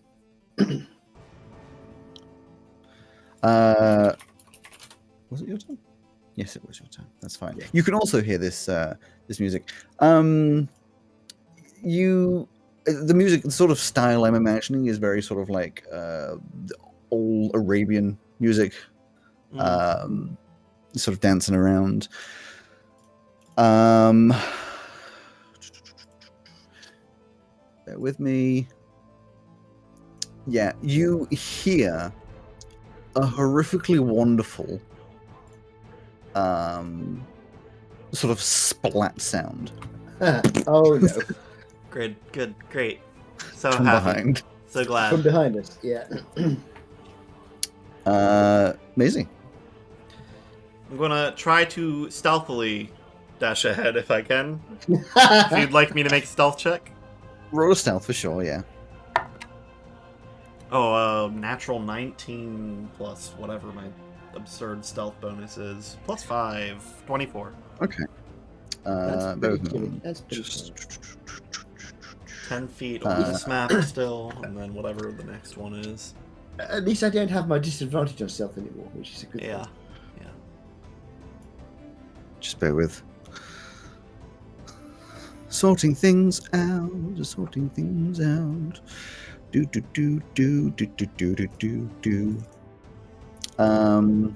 How many tabs do you have open right now? One. Oh, really? I have Obsidian these days. Oh, right. Yeah, sure. So. Do you have roll 20 in Obsidian? No. Certainly you could do that, though. Yeah, but that would be It'd be so funky. But That would be like the most extra and unnecessary thing. what if you did? But what if I did? But Have what you if I seen didn't? the flex decks? Yes, I made it. Yeah, sorry, just bear with me. The map wasn't set up correctly, which is a frustration, but I'm just sorting that out.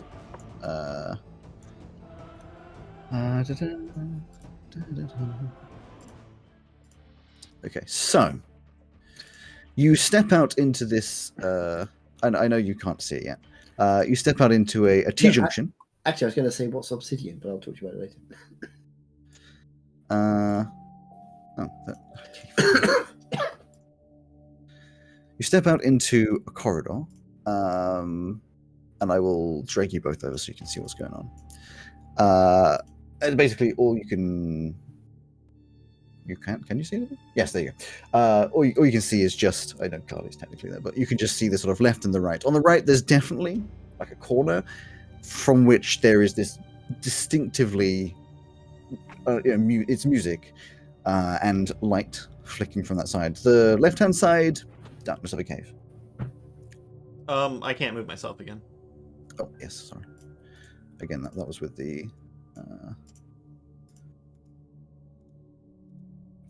so you have about 10 feet of movement left, I believe? Unless I want to dash, yes. Yes. 15, 20. And I will. 5, 10. What can I see? Okay. You'd be able to see a solid, like, section like that, probably. Hang on, I'm just trying to make it. Obviously the map doesn't show anything, this is just the shape of it. What you see, let's get the description. As you turn the corner, you see the ground has a rug on it, and the walls have strange decorations all over them. You don't recognize any of these. You've never seen this sort of styling before. But it actually looks quite cozy. The only ruining factor being 3 more of those zombie-like creatures, but this time chained to a single spot on the floor so they can't chase after you. Most notably, there is a figure sitting on a set of cushions in the center. The figure looks feminine and presumably dragonborn, though she has odd features. Her scales are dull, silver metal color, with accents of copper and bronze. She has multiple horns and long claws that seem highly impractical for any person to have, alongside a set of majestic wings. But you are drawn to her eyes that look more like the fiery pits of the hells, accompanying a sly smile at your arrival. Oh, good. She sees me. She is wearing an open, flowing dress, deep red in color, with black details and golden jewelry. But I won't have her do anything for now because we're still in turn-based. Carly. I will follow around after Maisie. Yeah, you have 10 feet of movement before you are standing. That's fine. It's only going to be about 20 feet or so to here anyway. Yeah. I don't have... the grid's on this because it takes ages to set up, so just move yourself vaguely into the squares. Somewhere about there-ish. I know. You said that. You said see the same stuff. You see the same stuff, obviously. Are they tall? I'm going to sort of pseudo come out of, unless you particularly want to do something, come out of initiative. Knowing that there is something coming up behind you, you sort of pause. And this figure speaks and says, "It's been a while since I had guests, and aren't you too adorable I could eat you just up? Please don't. I think my friends are also so very keen." At which point she gestures to these three zombie-like creatures who are at the end of their chain, sort of gnashing their teeth generally in your direction. You normally keep your friends chained to a wall? Well, depends if they're good or not. I don't want to, put a damper on things, but there's sort of a large blobby creature thing sort of coming along the corridor behind us, so I just thought I'd better warn you. Something tells me she's readily aware. Not necessarily. I mean, she might not be. I don't want her to be surprised by it. And why would you think I would be aware? I mean, you called those things your friends. These are my friends. Yeah, so why would the big one not be? The big one? Yeah, he sort of... Like, one of these, only imagine taking about 12 and, like, squishing them all together with arms and legs and things everywhere, and then making it impossible to kill, and then have it chase after you, and you've got it pretty much in a nutshell. That sounds fun. How did you make that? We didn't make it. It doesn't seem very friendly, actually. It seems to want to, eat us. Not everything seems friendly at first, but it's all about gaining trust, wouldn't you agree? But you know what? I do agree, because I always think most people are, at base, kind and good, if you just know how to talk to them. I think you've got a very good point there. So why are you down here? I don't get very good very often. Well, it's a funny story actually, and unfortunately though, because it's a bit of a long one, and we have got this thing coming up behind us, so keep an eye out.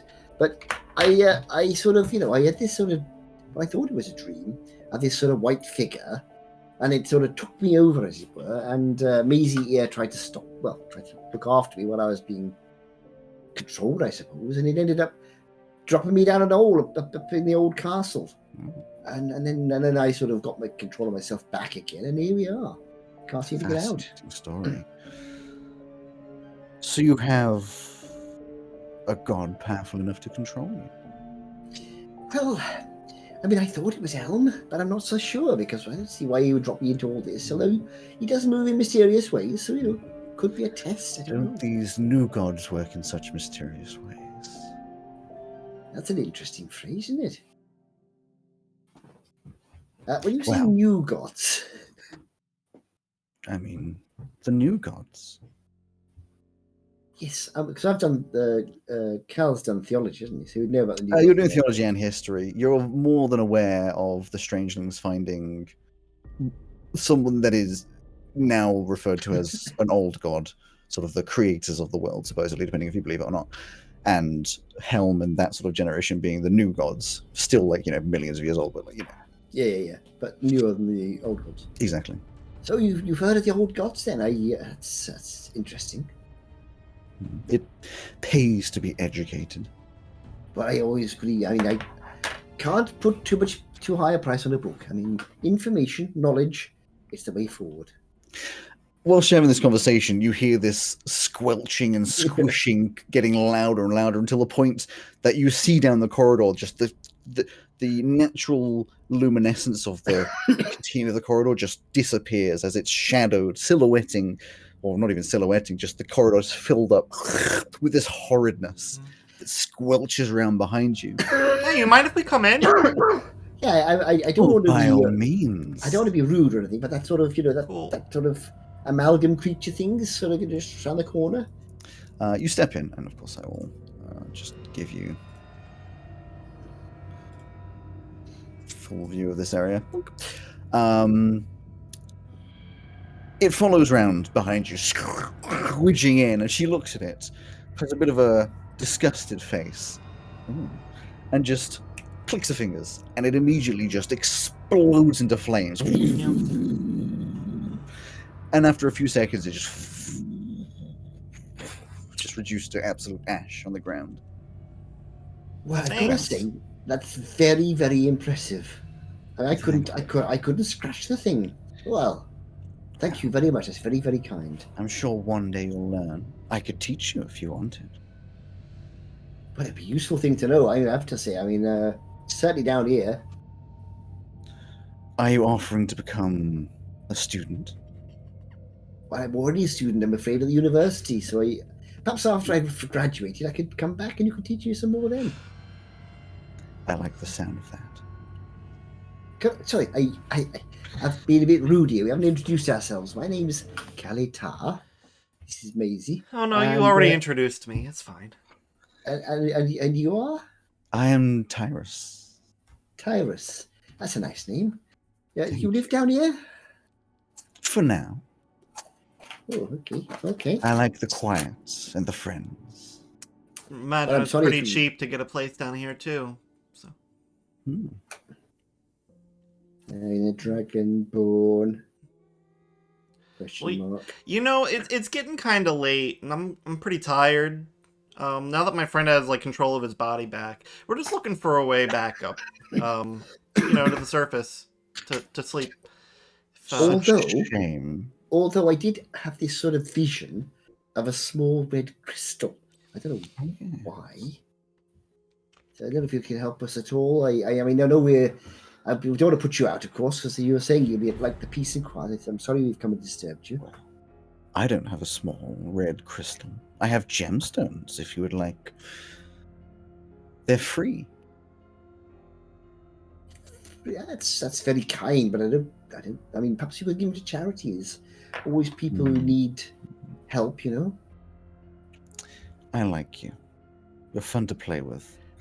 Well, if you must leave and abandon me, at least take this. And she produces from almost nowhere and holding between her claws, a small golden coin, which is ancient. And this is where your history knowledge comes in. It's like millennia old currency.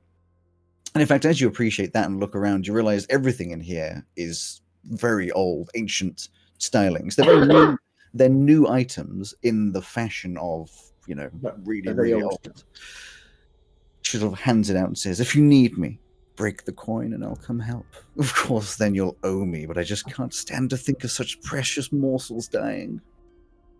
That was a lovely thing to say right up until the word morsels. But I will take it because, you never know when you're going to need it. That's very, very kind. Thank you. Hey, Alex, just for fun, for a treat, can I just roll insight to see what I can gain from this whole interaction? Sure. Thanks. You take the coin off her, and as her nails release it, there's just like a distinctive noise. 21. I mean, you can't gain much. She's very, very difficult to read.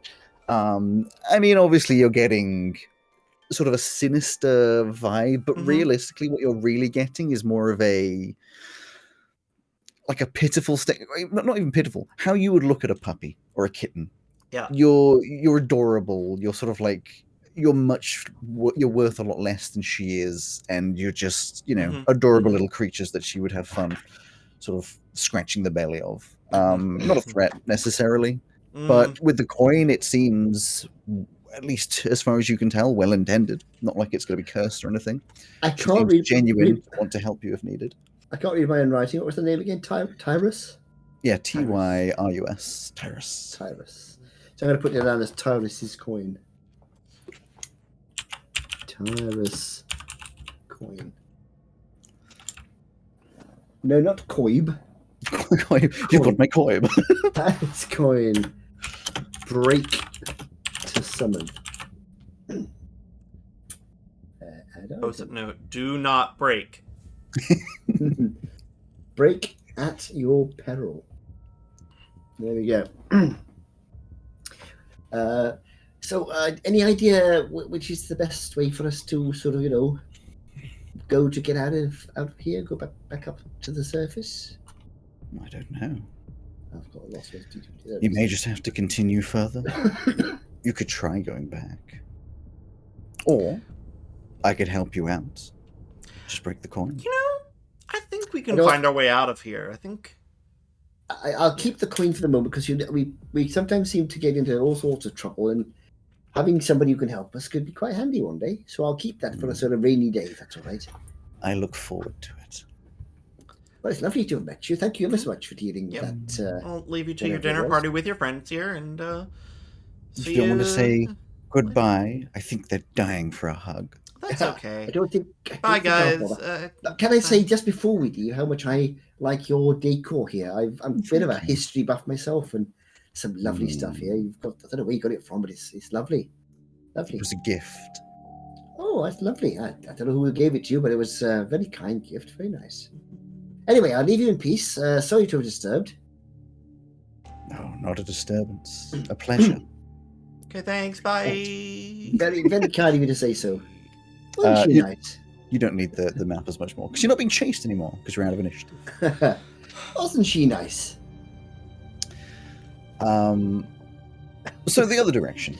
To the left, past this thinning of a corridor, around a corner, there is another open area with concerning features. There are spikes. As opposed to all the pleasant places have been to so far. There are spikes all over the walls with impaled, bloated corpses hanging off them. Okay, fair enough. The floor is stained with a mixture of black goop and old blood, and the ceiling is littered with stalactites that seem slightly too sharp to be natural. The way forward is obvious, but again, worrying. It's a ramp down into the ground that seems to be flooded with what could only be assumed to be water. The liquid is dark, with the lack of light in the cavern, and perfectly still, only disturbed by the occasional crumble of rock dust from the ceiling. Okay, so I'm thinking, oh dear. How about you, Macy? Oh, there's so much. Oh dear.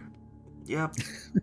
So much oh dear. I'm going to look up at these pointy stalactites and see if I can. Are they actually attached to the ceiling? Are they actually stone? Are they creatures? Give me a perception. One thing I forgot to mention: when the goopy mess of messiness died, set on fire, that whispering surged into a screaming so loud that it hurt your eardrums before completely cutting to quiet. Another recognizable feature of something you have encountered before. That was again at the cabbage patch, though, wasn't it? The cabbage patch. Okay. Yes, the broccoli man. So I rolled an 18 on perception. I rolled a 15. I got 18 on perception. 18 or 15? 18. 15 plus 5. It's hard to tell. They're quite high up. You're not convinced it's safe to walk underneath them. There's like a weird seam from the stalactite to the ceiling. Stalactites to the ceiling. Yeah, so it looks like they might possibly. Let's have a look now. Can we sort of? How far away is it? The stalactites? Yeah. Or the ramp? The stalactites. Up on the ceiling, 20 feet up. Damn it. What have I got here? I tell you what. I'll take another one of my candles and just toss it out underneath the stalactites. Maybe too small to make them react. Yeah, nothing particularly happens. It just sort of hits the ground. Fair enough. Okay. Well, I don't see much choice apart from going back, unless we can get one of those creatures to come down here, but I don't fancy trying that myself.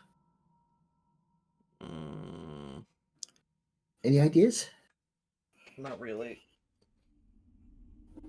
Describe the ramp again? So it's a ramp going down into the ground.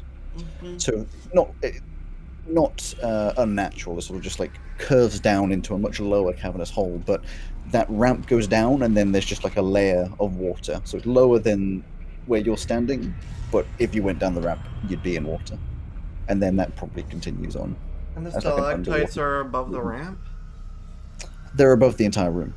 Oh. I'm going to put 1 foot forward so it touches the floor, but ready to step back. And I'm going to be looking at the stalactites, see if any reaction. You hear a vague, sort of like groaning noise of moving mechanics, but nothing happens. Okay. I think I can see where this is going. I just don't know how to get through without getting a stalactite through my head. Are there any rocks around? You said there are goopy spots where things were pierced with. I mean, the whole ground is it's got vague, like, sort of spots and blobs and puddles of this goopiness. And yes, there are rocks around. It's a cavern. I mean, of those guys that have been pierced with. Yeah, so they are pierced on the spikes to the side, but the goop is kind of all over the floor. Oh.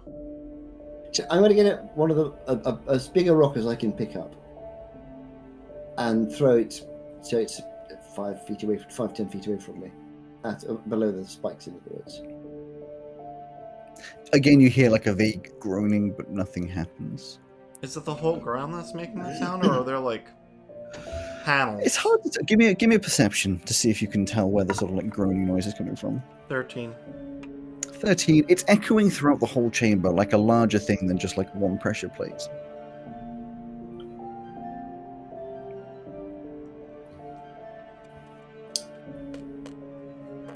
So, if I could fly, but I can't. So that's out. I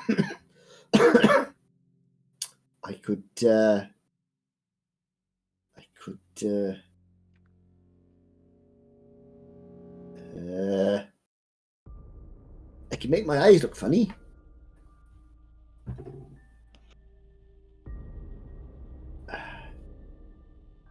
Okay, I'm going to step forward and be ready to jump back.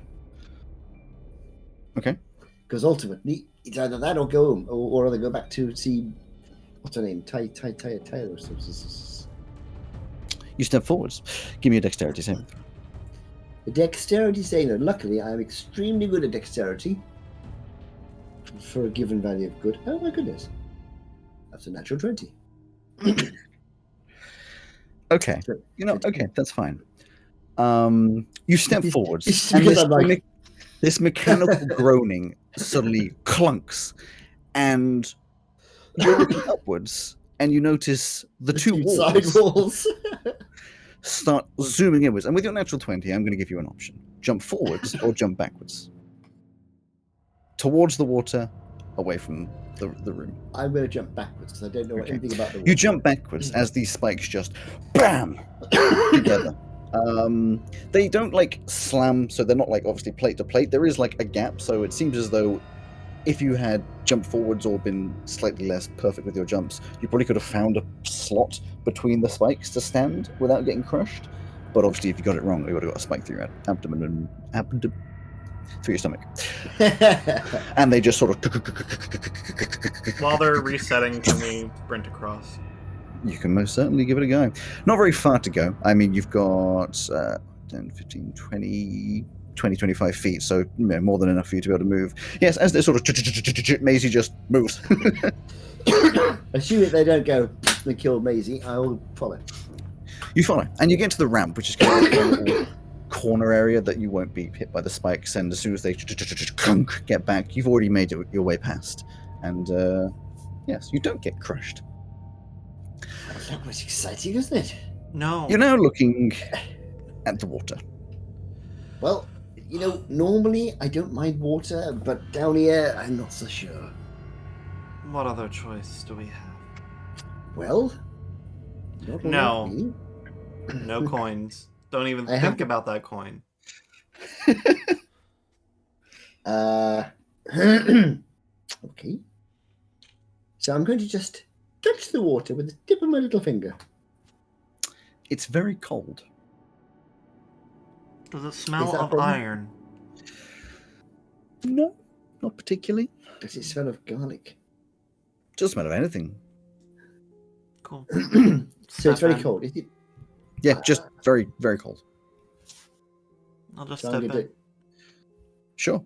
You step your feet into it, walking down the ramp, and it's very cold. Like it's close to freezing temperatures, but it doesn't hurt you in any other way than the cold. And as you step further into it, your muscles tighten as you do, walking into cold water. Your breath becomes kind of short as it tightens your chest. It's the point where it goes up your legs and then gets. And you sort of do you dip your head underneath to see what's going on? Hell no. Okay. Carly Well, then you get to sort of like Carly would. chest level. Okay. When you get to about waist, he just because he can see underwater and everything, so he'd be. You look underneath the water. It's very dark, almost like a hue of magical darkness. But you can see that it's sort of a long corridor. You're going to need to hold your breath for a fair while. Like Harley, that's not a problem for you. Maisie, depends how long you can hold your breath for. Well, actually, it says that I can breathe underwater for an hour. Either way. Well, the reason I'm saying that is because I could take a lungful of air, go halfway along, as long as Maisie doesn't mind, breathe the air into Maisie's lungs, and then breathe the water for the rest of the way. I mind. It's either that or drown. Go along and see how long the thing is, and then tell me. So I'm gonna take a big breath and try and keep my lungs full, just in case Maisie needs it. Sure. Oh, I'm So saying you go first. I'll wait here until you can tell me how long the corridor is. Oh, in that case, I'll do that first. You take a deep breath, Carly, instinctively, because you mostly are on land, and dip under the water and swim through, weighed down by your gear, but the water's just getting darker and darker, and the cold making it hard to focus on any kind of details. Until eventually, 30 feet, 40 feet, you see a light above. There is obviously a surface. It's not a very bright light, and it's slightly green, implying that it's another cavern, but it's still a light. I'll head up to the surface. Backwards or forwards? As in, you're progressing or going back to Maisie? I'm going to progress. I want to see how far Maisie's going to have to go before. You go another 20 feet or so, not too far, before you breach the surface and you are in another cavern. It's about 50 feet. Fine. 50, 60 feet, yeah.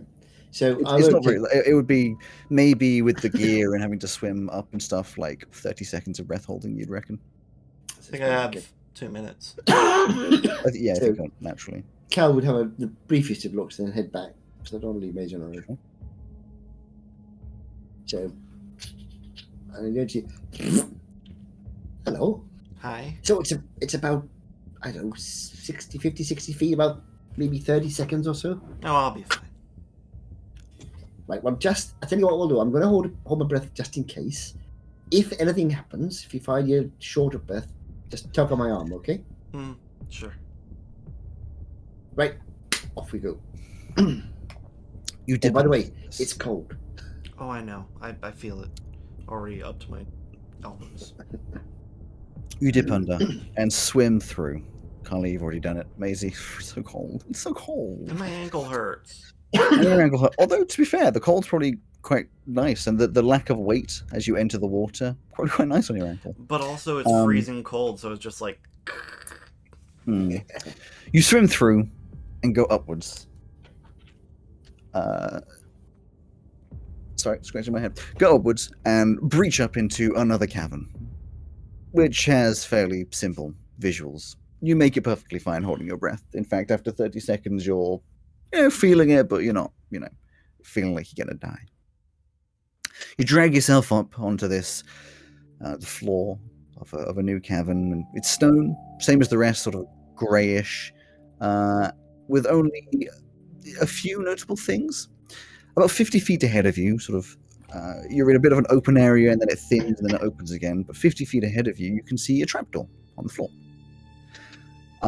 There's a few sub-chambers, one on your left, one on your right, and then, like I said, it opens up later that you can't really see that kind of stuff. But on the left and the right, you can see 2 levers, both in an upwards position. Okay. Pull both levers same time?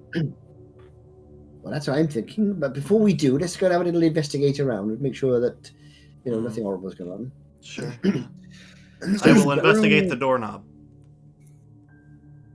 The trapdoor doesn't have a doorknob. I know it's a reference to the... Yeah. I know. No. Stop trying to get one up on me. What do you mean, no, come on? Just accept that it was funny. Yeah. It was funny. Now, it would be better if you could turn the doorknob into an egg. Yes. Also a reference. Honestly, that turning the doorknob happened. into the egg is one of the most amazing things that's ever happened. That was brilliant. That was ideal. And it wasn't my fault that I burnt the place down, right? To make that completely clear. We didn't make Anyway. we didn't burn that place down, did we? No, we just ransacked that place. I thought we burnt that one down as well. No, that's where Bahamut got his eye. We stole it from yes. that guy. That's when you spent like 17 hours trying to open a safe. Yeah. No, Every single method possible. No, we did burn it down because eventually, didn't I go back in? Oh, I don't remember. Yeah, Anyway, You burned the down point a is, manor. are you having a look around the rest of this cabin? Yes, we're having a look around the car. I'm not going to investigate without pulling the levers as well. I will give it a second. Go into roll 20, not for fight maps, just so I can show you what the cavern looks like. No, that's not bad. You walk around and find 6 levers in various places around this right. cabin. Okay. Oh no. The little hole on the right is the trapdoor. The big hole on the left is where the water you came through, and then obviously just numbered. Numbering is not important other than for reference. Okay. And you try and pull all of the levers, or you can give that a second? Well, pull lever number 1, I suppose. And Sure. The first one, easy. You can pull it down, it stays down. You pull it up, it stays up. It's very simply, doesn't feel like it's attached to anything. It kind of just wiggles up and down. It stays in the up and down position when you leave it there, but, doesn't seem to do much. I'm not convinced that one's attached to anything. Yeah, so just leave that one. Are you leaving that one up or down? When we came in? Up. Up. They're all up. Should we leave it down? We leave Who it the fuck put this under Veluna? A good question, actually. Very good question. Who the fuck put this here? Well, maybe it's that nice lady. What's it called? What's she called? Tyrus? She's okay. Oh. Well, look, there's another lever over there. You see here. I'll go and have a look at that one. Yeah, Are you leaving one down or up? It is important for me to know. One is down. One is down. Good. So head over to number 2. Okay. And try that one. Number 2 won't budge. Doesn't seem to move in the slightest. Okay. Maisie, Yeah. put one back up again. Sure. Good chink. Now try. Put one back up. I'll try 2 now. Still won't budge. Okay. No, 2 seems to be stuck. I mean, this one seems to be stuck. Cool. I'm going over here and I'm going to try to pull all of these. Just to the little thing. I'm not 3, looking 4, at and the same 5. thing you're looking at. 3, 4, and 5. Number 3, it's fairly easy to pull down. Takes a little bit of effort and slowly moves up to the up position, sort of Oh, good. over about 15 seconds or so before it back up to the top. Number 4 moves, but you kind of need to put like your whole body weight on it to make it go down, and then it springs back up immediately. And 5, moderate pressure needed, and it springs back up just as with 4, but less violently. You can, however, see the trapdoor jiggle ever so slightly when you pull number 5, but it isn't open. I'll head over to try 6. Sure.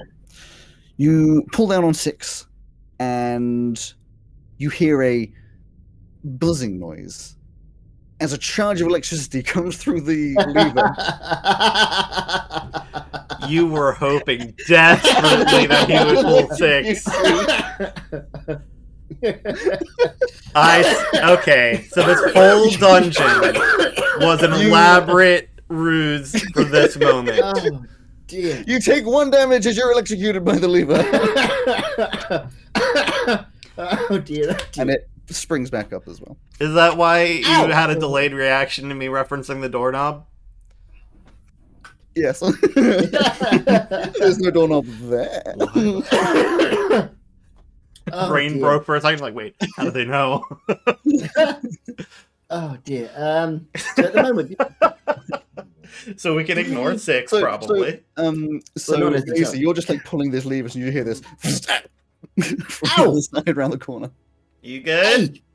hey, this one's plugged into the mains. It's ow. Hmm. What are the mains, and what does plugged in mean? I'm gonna go and pull 1. You put it to down position. I'm gonna try 3 again. 3, same as before, goes down fairly easy and One is going All the way back Well, I 1 was going does to go that? over and try. Three does that. Yeah. 3 So- goes down and ticks back up. While it's coming back up, I'm gonna go try to pull 5. Once it's come about, you pull 5, same reactions before. It goes down fairly easily, comes back up, and the trapdoor jiggles but doesn't open. And while it's coming back up, I was going to pull 2. So whilst it's coming back up, you try to pull 2. It will not move, although it does wiggle ever so slightly at this point. Like it's got a tiny bit of give, but it doesn't go down.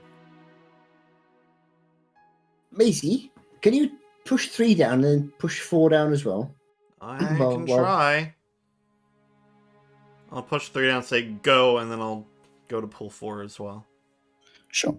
You pull down 3, it starts to go back up. You get it to 4, and shove it down because it needs your whole body weight. then And I'll you try to pull down 2, and 2 crunk goes down and stays down. At which point 3 kind of stops where it was, and 4 also stays down. I'll go pull 5. You wiggle it. Oh, sorry. You pull it, and the trapdoor wiggles and does not open. I think you need to pull 6. I'm going to go back to 6. And I'm going to As a clarification from that point as well, what position you left 1 in position down or up? 1 is down, Down. I think, isn't it? Down. I'm going to go over to 6 and investigate. Yes. Give me an investigation. Investigation. 24. You can say, without a sense of doubt, this lever looks identical to the other 5. There's no sign of any sort of Just a lever. turn you on off you think. No. What have I got? What have I got that's made of rubber? Or something insulated. Paper's insulated, actually, isn't it? Paper is non-conductive. Let's and find I out. have on me a sheet of parchment. So I'm going to put the sheet of parchment over it and push down. You Push put the sheet 5. of parchment over it. You pull it down, and it stays down. I pull 5. You pull 5, and the trapdoor squeaks open, revealing yet another small and tight tunnel. But this time, there's like a weird shimmering grid. It's not water. It's like a weird shimmering magicalness sort of over the hole. Heist. I don't know. Okay. In we go. Well, let's just before we do that, I'm going to pick Where a rock else up. are we going? Yeah, but I want to find out. I'd like to know what's going to happen. So pick a rock up and drop it down the hole. You drop it down the hole. It seems to clatter off the sides and then hits the ground eventually. So the shimmering grid didn't do anything. Not to the rock. Okay.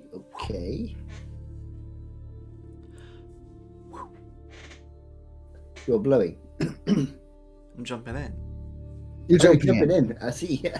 Maisie, you try to jump in. Again, it's very tight. In fact, possibly tighter than the other ones. Again, crushed up, trying to squeeze your way through this. It's not fun. Mhm. And as you go through this sort of force fieldy, gritty thing, it's kind of nice and warm and comfortable, like a cozy blanket, and you get a nice long rest.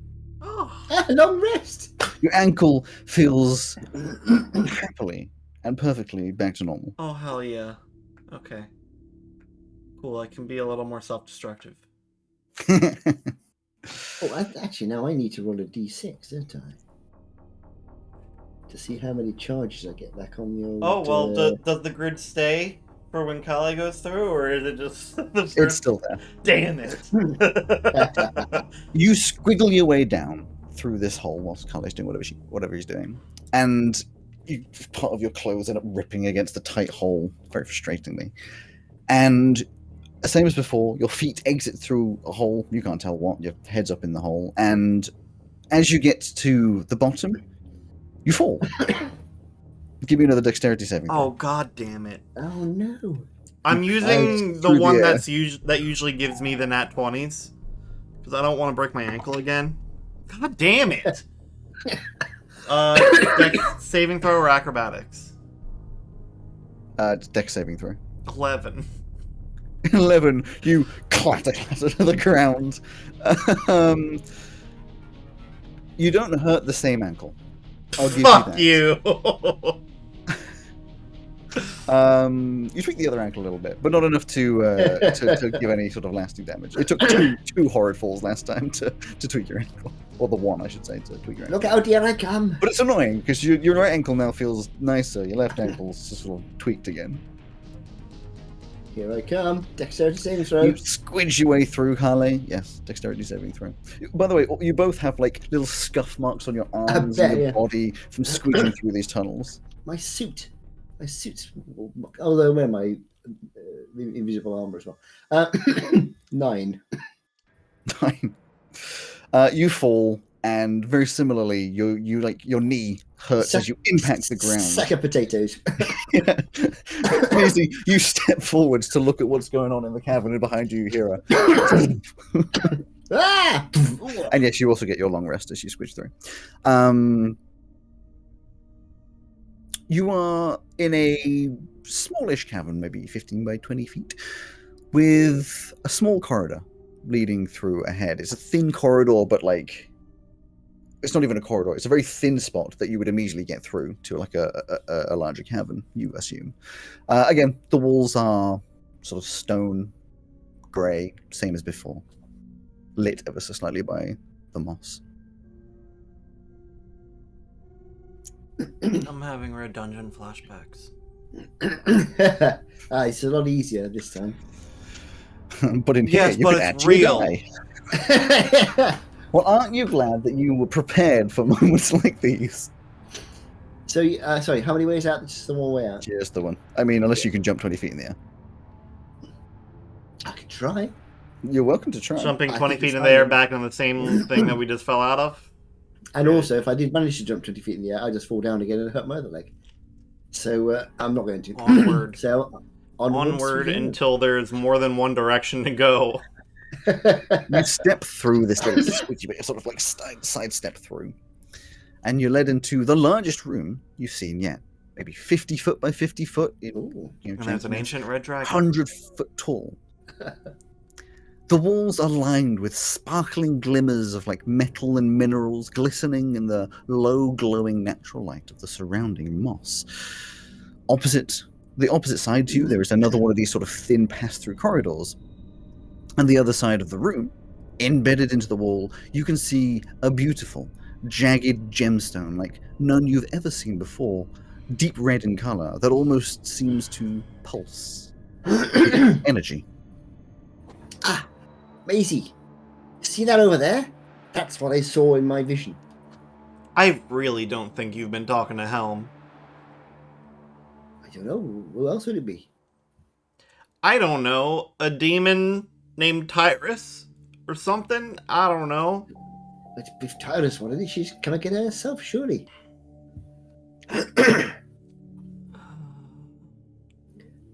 Well, for the moment, I mean, I've never had cause to doubt Elm before, so far we've been okay, haven't we?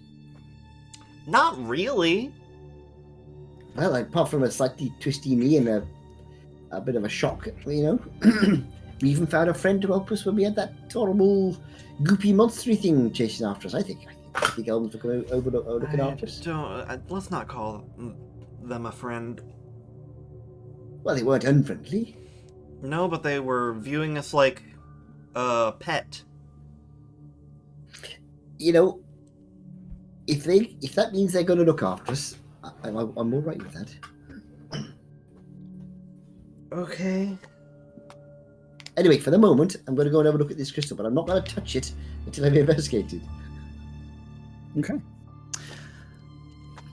You go over to the gemstone. And as you look at it, I'll give you an investigation. Investigate, I shall let you investigate. Oh, yeah. His eyes 19. turn a blinding white again, and he grabs it because he can't stop I himself. tell you what. While I'm investigating it, I'm going to use thaumaturgy and make my eyes go white. Amazing. You see Carly move over towards it and touch it. And his eyes glow white as they did before. But give me a perception. Can I not? Can I have the choice of not? Oh. Apparently your dice didn't want to either. I fucking yeeted it so far. Where did it go? Oh, good. 6. That's the same glowing light as before. Yes. Investigate. What was your investigation? 19. 19. As you get close and look at the gemstone, it feels as though... I should say feels. It feels as though the air, and it looks as though it's vibrating ever so slightly, like it's sort of blurred, like it's storing an absolute massive amount of energy. And as you get close, you feel the sort of vibration through your body and see something very peculiar. The wall around the gemstone doesn't look like rock. In fact, it looks more like flesh. But then that fades into the rock of the wall. Suddenly, before you have time to react, this vibration increases, and in an instant, there's an explosion of energy, which launches you back, both of you, back across the room, hitting the walls behind, as the gem releases this huge force, shattering rocks around it. Everything's blurry. There's a ringing in your ears. As you manage to stumble vaguely upright, you see that this explosion has left a crater in the wall, revealing a creature that was trapped inside. A humanoid. My eyes have gone back to normal. Sure. It would have broken my concentration. It's humanoid, but not like the other creatures you encountered. The others were shambling. I'm not like and the other squishing. creatures. The others were shambling and squishing. This one is huge, maybe 8 feet tall, 10 feet tall, and muscular, though still deformed. Its arms and shoulders are warped with straining muscles, making its deformed, lumpy head look amusingly small. Its arms are lined with jagged, rocky crystals, and its flesh is grayed and cracking like rock, but showing veins pumping with power. And in the center of its chest is the gemstone, which seems to be the source of this power. You see its eyes focus in on you, and it lets out a piercing, screaming roar that resonates the chamber. And on that, we're going to take a break. Yeah. I was going to say, bless you. We will take a break for 10 minutes. Alex, I just want you to know, I've never had more trouble separating myself from my character than this session right now. Etch is fighting from the back of my mind, going, no! I was hoping that laboratory was Etch's father's laboratory, because I was going to try and get a couple of bits and pieces and take them back and show him later. But could have been. Maybe someone else has used it in the meantime. You rolled like a 6 on the investigation. So exactly. We don't know anything that's happening because every time we go to roll investigation or perception, it's garbage. Exactly. Unfortunately, yes. All right, give it 10, and then we'll get back here with coffees and snacks. 10 minutes. See you at about 20 past. I'm not sorry.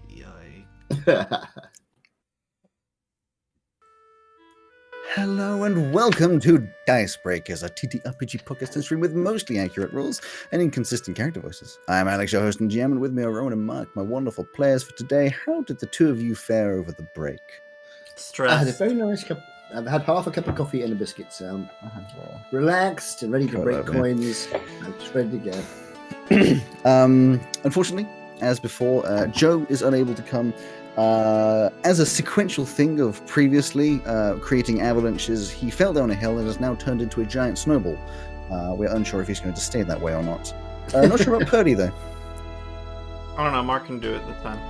Oh, Purdy. Well, Purdy... Excuse me.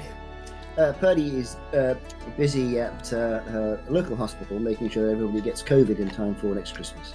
Oh, jeez. Oh, jeez. Someone's going to do it. I mean, it's a difficult job, but I have every confidence that you're going to do it.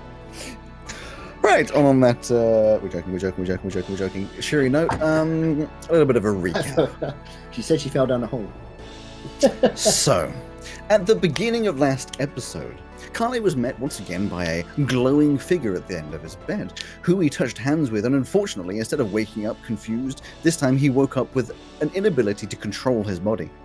He was being moved, or his body was moving without his control, to a completely different location in the city. Maisie, being awake at 2 a.m, was like, okay, well, I guess I'm going to have to follow this, because his eyes are glowing white, and I don't know where he's going. Carly did not respond to Maisie, trapped in his own body, and led them to a small hole in the ground in the ruins of the Old Castle in Oldcastle. They traversed down this horrifically claustrophobic, spelunking-style tunnel into a set of various caverns, in which they have done such things as crawl through spaces, touch black ooky-gooky stuff on the wall that hurt them, killed a weird bloated corpsey person with crystals sticking out of his body, tried to push a boulder and fallen through the floor, twisted an ankle quite badly, found a big pile of dead bloated corpses with parts missing, at which point smokiness came from the ground, something they recognized before, absorbed into this black ooky-gookiness, not the black ooky-gookiness, transformed into the bodies, melted them together, and they started pouring out black ooky-gookiness, and that chased after them whilst they struggled around for a bit, luckily getting away without any damage. Moved into the next chamber. It was chasing them. They had to take down more of these bloated things before moving through and finding there was music playing, and that there was a presumably a very nice lady, Dragonborn, who was made of a dull silver and metal colors, who was very condescending, but seemed to like them quite a lot because they were fun little playthings. As they had a little conversation, she said, "Oh, well, okay, I guess I can help with this big blobby thing." Snapped her fingers. It set on fire, even though these two couldn't seem to do any damage to it. And then offered that maybe she can teach them to do such things. Maybe there'd be a contract involved, who knows. She gave them a little coin and said, "I like you a lot. If you ever need my help, break this coin. But of course, you'll owe me a favor." They said, thanks. Moved around the corner and found there were spikes on the walls. Oh no, there's stalactites on the ceiling and water I have to go into. Carly, very aptly and amazingly agile for himself, stepped forwards and jumped back as 2 walls of spikes slammed into each other, and they managed to pass whilst they were moving backwards.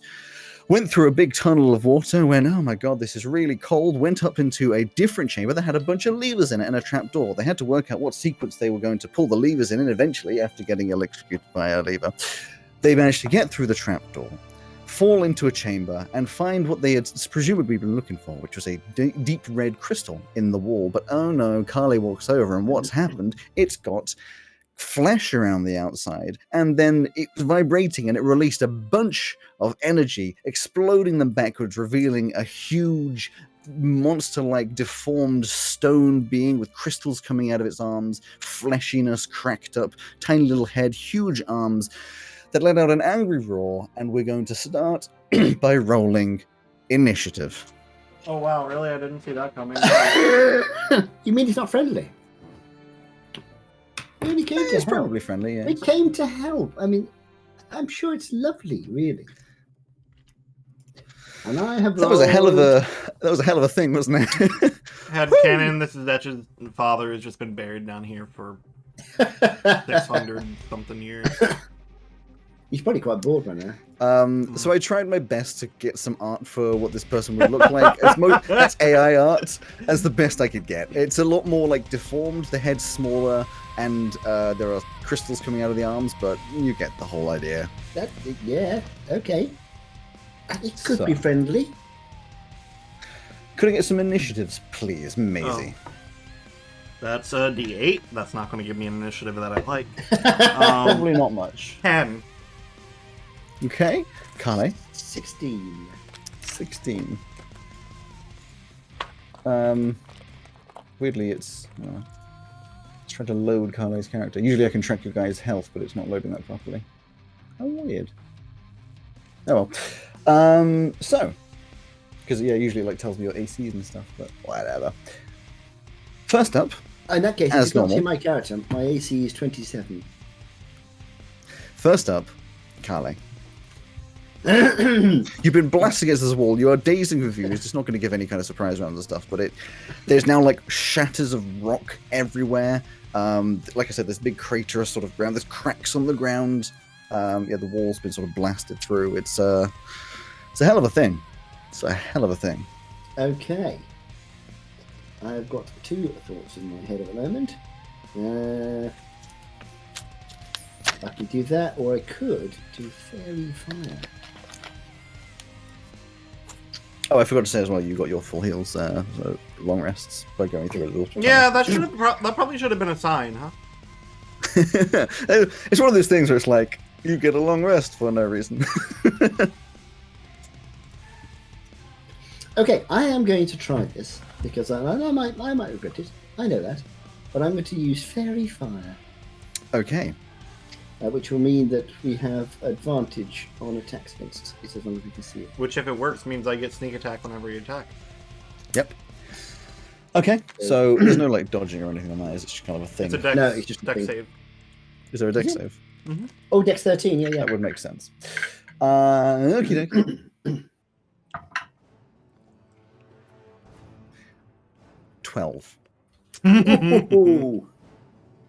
So, what does this look like? What does your fairy fire look like? Well, excuse me.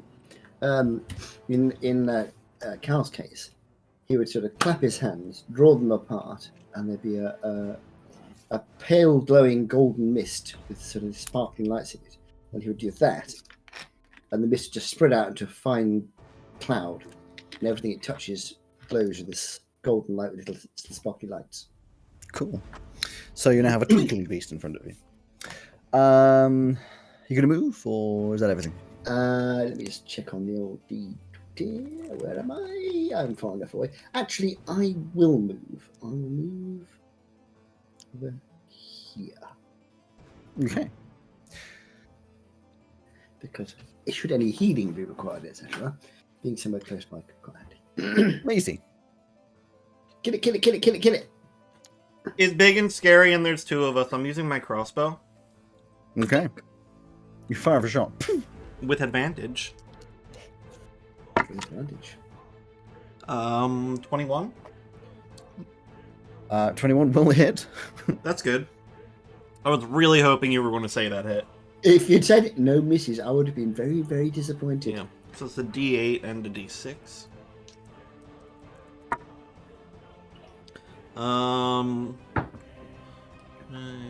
12. 12 damage. Yeah, you fire off this bolt there into the shoulder. You can see it crack some of the stone around it, sort of stony skin around it, and a little bit of goop pours out, but it's not quite the same as before. Still has this weirdness, but not quite as much ickiness, if that makes sense. Yeah. I'm going back here. It doesn't seem pleased. I mean, to be fair, it hasn't actually attacked us. So really, I should have done that. But fair enough. Okay. But what it did was, Its turn. we walked up to it and the wall exploded. So we You should never have- know. I know. But It this is charges forwards. This is now shot you with a crossbow bolt. Straight at the two of you. Limey. Oh, hello. And is going to take a big old swing at Maisie. It's like arms, kind of like not morning stars, clubs with the, spikes on them. Oh, god damn it, an 8. It doesn't hit. It swings round, and you just duck out of the way in time as it over the top of you, a little bit of this blackness sort of spurting out everywhere. Unfortunately, it completely misses. How squelchy does this guy's body look? Not particularly squelchy. It's Cool. like a mixture of it looks like you probably haven't seen Game of Thrones, but like sort of like rock skin kind of thing. Does he look like he could squeeze through those very tiny gaps over there? You don't know. It doesn't look like he could. Cool. Oh, that's the wrong one. Yeah, I am going to. Do I run away? No, that would be unfair. I am going to. If I do something like magic missiles from this range, is it disadvantage? They are ranged attacks, so they not would be magic missile, no, because they automatically. Oh yeah, because of course you don't roll. There's no disadvantage because you don't roll. That's true. That's true. And the same goes for my Sacred Flame. I don't roll for that one either. So all that fairy fire is all for your benefit, Maisie. Thank you. Yeah, it's I'm gonna magic missile. I'm gonna do the okay. So you blast what were 3 of them, and they just sort of like impact into it, cracking away at this sort of like stone skin. How much damage is that going to ensue? That would be 3d4. 1, 2, 3. Oink. Well, that's not good rolling at all. That's 9 points of damage. 9 points of damage. Cool. I'd like to complain about the person who wrote this dice roll. You're going to attempt to move or staying where you are? Well, if I move, I'll get an opportunity anyway. Right? That is true. I'll stay where I am. Maisie. I'm going to move around it. 5, 10, 15, 20, 25.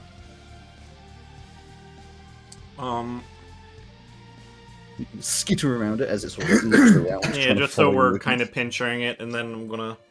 I like to imagine, non-mechanically, but definitely flavorly, you go through its legs. Oh yeah, absolutely. Not looking up specifically, just oh god, please no. And I will pull out the magic dagger and then pop out the chain blade just a little bit and use them as 2 daggers for sounds good. A swing. You stab. Mechanically, using my dagger +1 as the main attack, and my non-magic dagger is the other one. So on the first hit, that is a 23 to hit.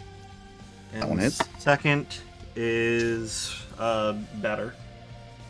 So cool. That is a 2d4 and a d6. Ooh, very nice. You stab into its ankle, thigh sort of an area, and it cracks away a load of rock. And you can see that there is like flesh underneath this stone exterior. But I mean, it's all the same damage. 14 damage. And nice. For flavor, as I'm going under its legs to get to the other side, I just take out both daggers and just swipe alongside its ankles. Just yeah, you just through its ankles. Yeah, crunching away at some of it, it lets out a guttural roar. Its turn. Who doesn't it like more? You both damaged it pretty much at the same time, but it's probably following the movement of Maisie. So it reaches out to try and grab onto you. So it's going to be a nice little grapply. So obviously it's going to be running against your athletics, whatever. Oh no, but your either way, they're both +5. Yeah, that's fine. 21. Sorry. Wow. Grabs onto the sides of you, crushes into your arms, puts you into one hand, and just throws you across the room. Just launches you into this wall over here. I wanted to be over here anyway. You're welcome. You're going to take... what the... That's a D8 inside of my... That's the wrong place. Why is that there? Oh, wait, no. It's the other way around. I put this one in the wrong one. There we go. 4 damage as you slam into the wall. A little bit of rock piercing into your back. And you, bam, hit the ground. You are prone. Okay. And... yeah, that's what it does. Carla, your turn.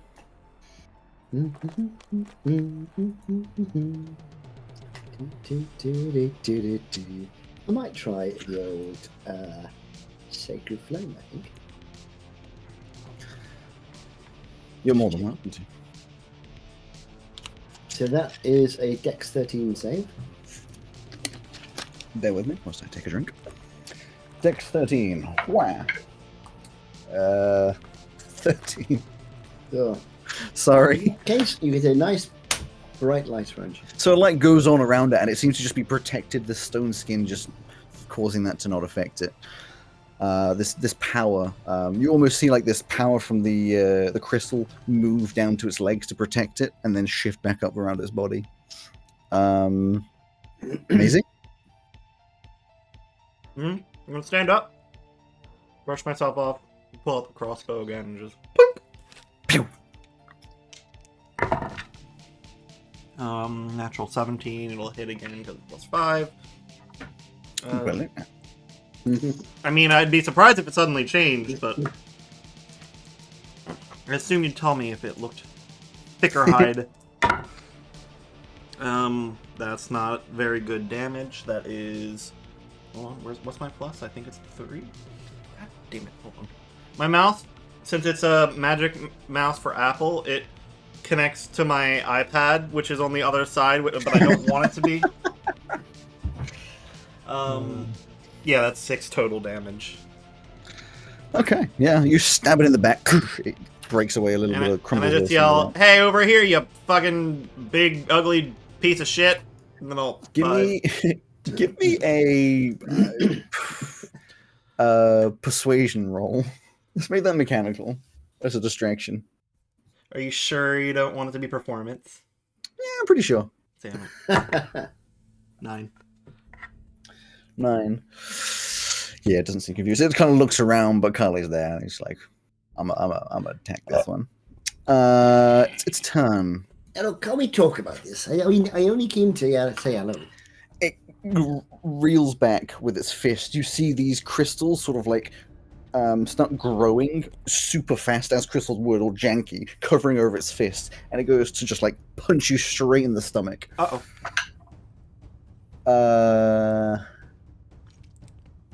13, because I can't do maths. Missed. Misses. It comes in, you just barely get out the way. In fact, no, I know exactly what happens. It comes in and smacks you, and your new laser armor just catches this. It like cracks as it hits you, and then sort of fades back to its normal sort of laser look. And you feel that impact. You're pretty sure that kind of thing would have sent you flying across the room again. Like that was heavy impact. It is your turn. Well, Sacred Flame, obviously very effective. Super effective. I think my favorite part about this art is just the cannonball arms.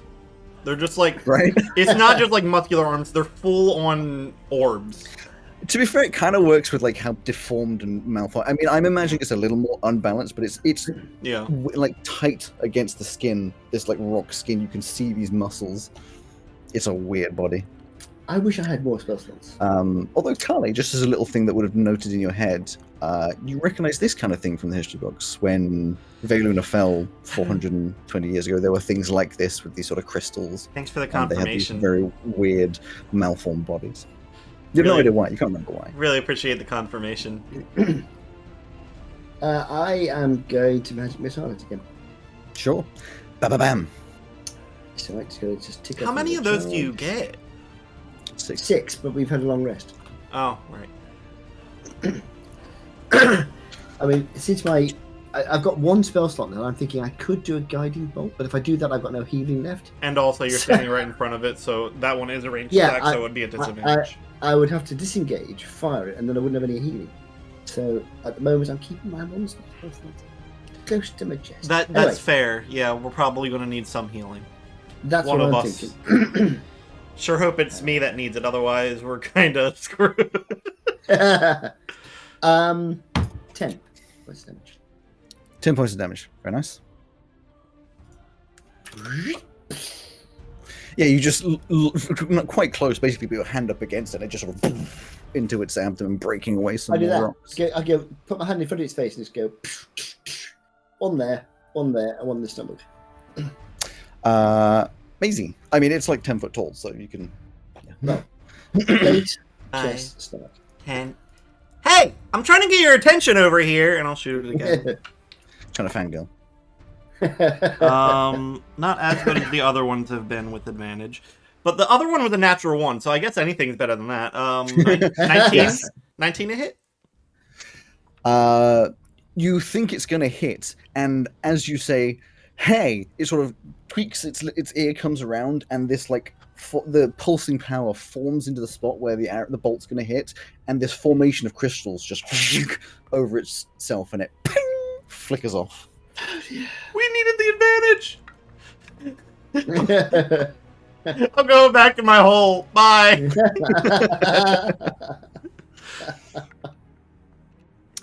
Its turn. 20 to hit. Okay. Does it now want to go after you? I mean, Carly's right there. That's the thing. But how It's going intelligent is to- it? It's going to attempt to grapple you, like it did with Uh-oh. Maisie. So you do an acrobatics or Yeet. athletics to try and break out of that. Let's see now. Shall I go for the -1 or the 0? I'll go for the 0. Acrobatics. To be fair, didn't much matter with a +5, so. Boom! 12. He grabs you around the waist with these massive sort of ham-fist rocky hands, lifts you up in the air, and both of you step towards the wall as he physically slams you Oh, against no. the wall. Oh no. Ow! no. You're going to take 2 damage, not very much, and you are grappled. It's like around your arms as well, but you are grappled. You can still do some things, but obviously you can't move around. The other thing you see of note, again, this power surge from the middle starts going down the arm, but nothing has happened with that yet. Oh no! Kylie, it's your turn. I'm running out of crossbow bolts, guys. I have some crossbow bolts, but I'm in the wrong place. Yeah, you're in a bit of a situation. I will add, did you Yeah. take away 3 earlier to use as a splint on your leg? Mhm. You can add those back. Oh no, Cool. okay. You can add those back for half damage if you want, because they don't have pointy ends. I'm not even. That I would have to add that as a separate inventory item. I'm not doing that. Well, you can just I'm just- remember it in your brain. I'm just going to keep them as not there. Fine. So is it holding me by the magic armor? I don't. It's just around you, yeah. I mean, it's just armor. He wants to disable it and drop out. I'm thinking if I turn the armor off, will I just fall out of his hands? You don't know. How does one get ungrappled? Strength. You have to do a strength competition to try and. You could also warm your way right. with acrobatics, can't you? I thought it's the same. Yeah, probably you can do acrobatics or athletics. I know Yes. neither of them are useful. I am not a strength or acrobatics person. So instead, I'm going to once again magic missile. Sure, into his face, like "Fuck you!" No, I'm going to magic missile into the crystal in his chest. Okay, sure. Yeah, touching Well it didn't blow up the wall or anything before, so. But if it blows him up, I'm quite happy with that. Because it seemed to affect him so much before. Let's find out. For the sake of, it won't affect whether or not you do damage, but for the sake of accuracy for hitting the tiny crystal, roll me a sort of a standard attack, just like your range attack. So roll plus dex plus roll plus- proficiency. Plus Dex is fairly straight. Like a standard sort of what would be a ranged attack. This won't affect, you will still do damage if this is bad, it's just whether or not you actually hit the crystal. Yeah, so it's a D20 plus proficiency. D20. Oink. Oh, that's not too bad. Plus proficiency is 18. And then the damage? And then the damage, I am doing 3d4, 1, 2, 3, 3d4, which is 10 again. Okay. You damage it again, there's bits crumbling off. It does hit the D20. Just, I feel like you might also want to know this is the dice I'm rolling, the one that has blood splatters all over it. Aha, I like it. Didn't need to know that. You fire into it does damage around it, and you see this crystal like absorbs the power and glows a little bit brighter. You obviously, Carly doesn't know. You as character players would know that if it happens to maybe be one of the kinetic crystals, it absorbs power. Yeah. Maisie. Hey, guess what I'm going to do again? Oh shit, you're holding Cal. You go around the corner and he's just like slammed against the wall. You're like, uh-oh. Just heading flavor-wise right for his noggin. Mm-hmm. That's a dirty 20. Dirty 20. Dirty 20. Yes, this one hits. Wonderful. 9 plus 3, 12 damage. Okay. Look You at slam me, into you the back of another, stupid like, oaf. thing. Does he care? He's holding Carly. I know what I would do if I was him, but I'm not going to say it. I'm going to throw you at me. But I'm going back. You. Yeah, and you hide away. He looks and sees you run away, so therefore there's no reaction. This charge builds up in his arm. These crystals glow brighter, and there's just this like sound as you feel like 2 or 3 crystals slam into your arm or into your body as if they're trying to pierce through you. You're still gonna have to roll to attack. Does he 17 hit? You know the answer. Yes. 6 damage as it just like pierces through your chest. You see the armor like crack away, and then, well, you kind of see that, and then it obviously self-heals itself, but it just like slams through your shoulder. He pulls away his arm. You are pinned to the wall. Like a crystal through your shoulder exactly. into the wall. Yes. Well, the good news is I'm not dead yet. Golly. The bad news is if he You can't take another one of those, yeah. I can't take you. I can't take another hit either. I can't take anything. Although I could heal myself a bit. You should probably heal yourself. The trouble is if I do that, I then can't kill him. I think you should heal yourself, because you also can't kill him if you're dead. That's a t-shirt right there. You can't kill him if you're dead. And I also have no way of healing you myself. So, you should probably heal yourself.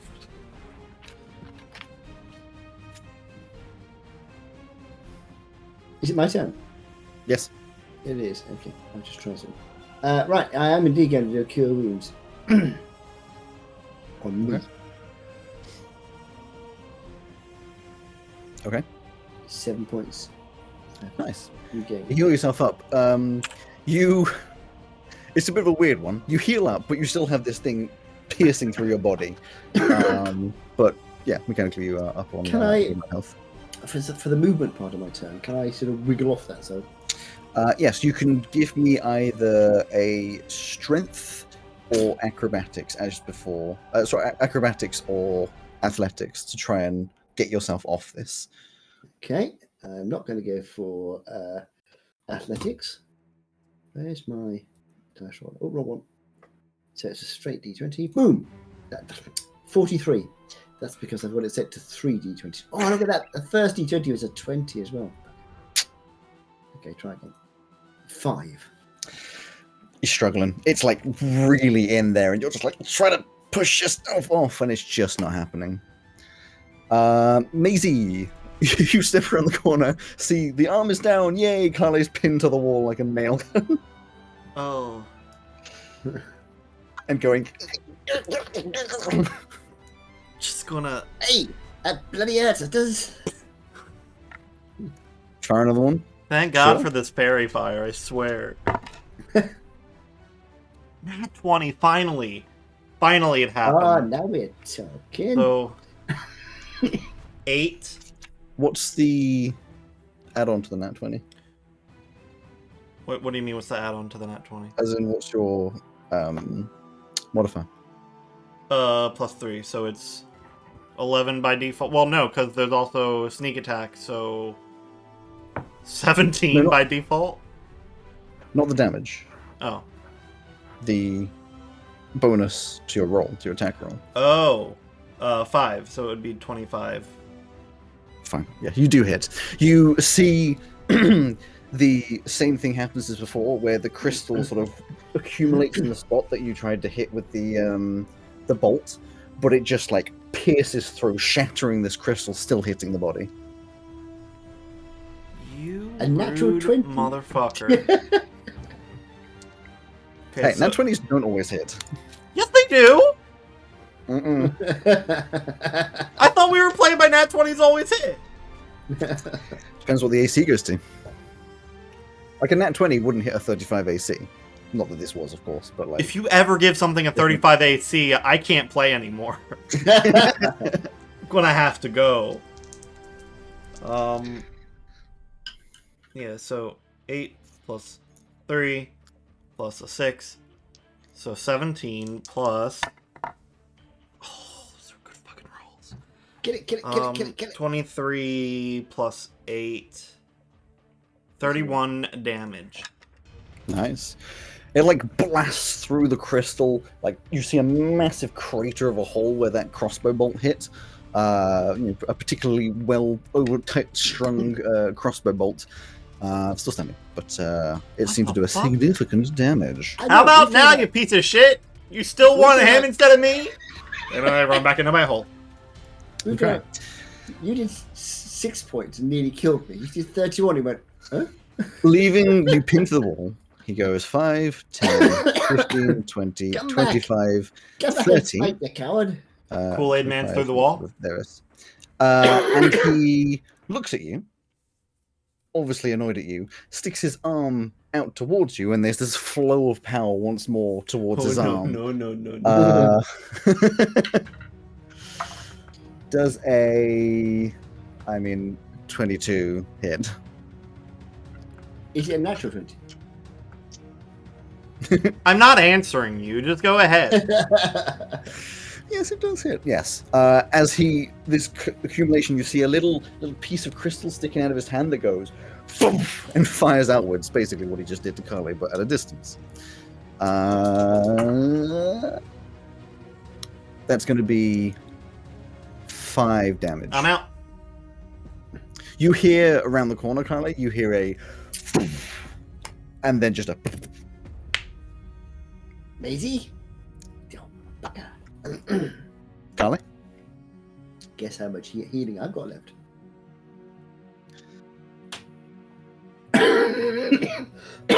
Well, since I can still see him, I can't do that anymore.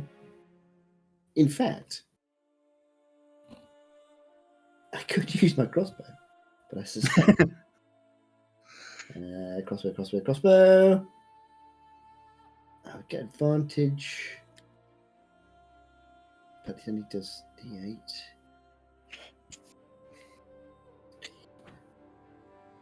Come on, make a decision. I don't know that. I'm gonna keep going with the old. You know what he wants you to do, right? You know what he wants from you.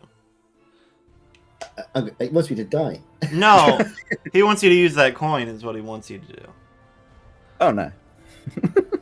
Oh no, something that has taken like 60 something damage against 2 of us. No. You can do it. It's taking more than 60. Yeah. I'm going to do the old Mickey missiles again. Okay, you fire the magic missiles. Damage? Hang on. There we go. That's the 4th one. I got loads of that. I've got another 2 yet before I die. So, damage. Nice. There we go. I've changed it away from 3 now. And that is 10 points again. You hit it with more of them, slams it in the chest, more cracking and all this kind of stuff. And at that point, the crystal, the flesh around it takes so much damage, the crystal just plop, falls out. Maisie, make a death saving. Huh? Make a death saving throw. 10. That's a success. Mm-hmm. Just. Yep. The creature starts walking towards you, Carly, annoyed, as crystal left behind, and you see as it walks towards you, this flow of power just starts sapping away from the center, and its movement gets slower and slower, and just before it gets to you, as it reaches out a hand, it just collapses to the floor, hits the ground, and just crumbles into like multiple pieces, almost turning into solid stone. Absolutely and completely dead. So there. Oh, You're still in initiative until you can get to Maisie, basically. I'm trying to get off the wall at the moment. Carly, it is your turn. Is that acrobatics? Either Acrobatics. acrobatics or athletics. Well, I could get athletics, but that's even worse.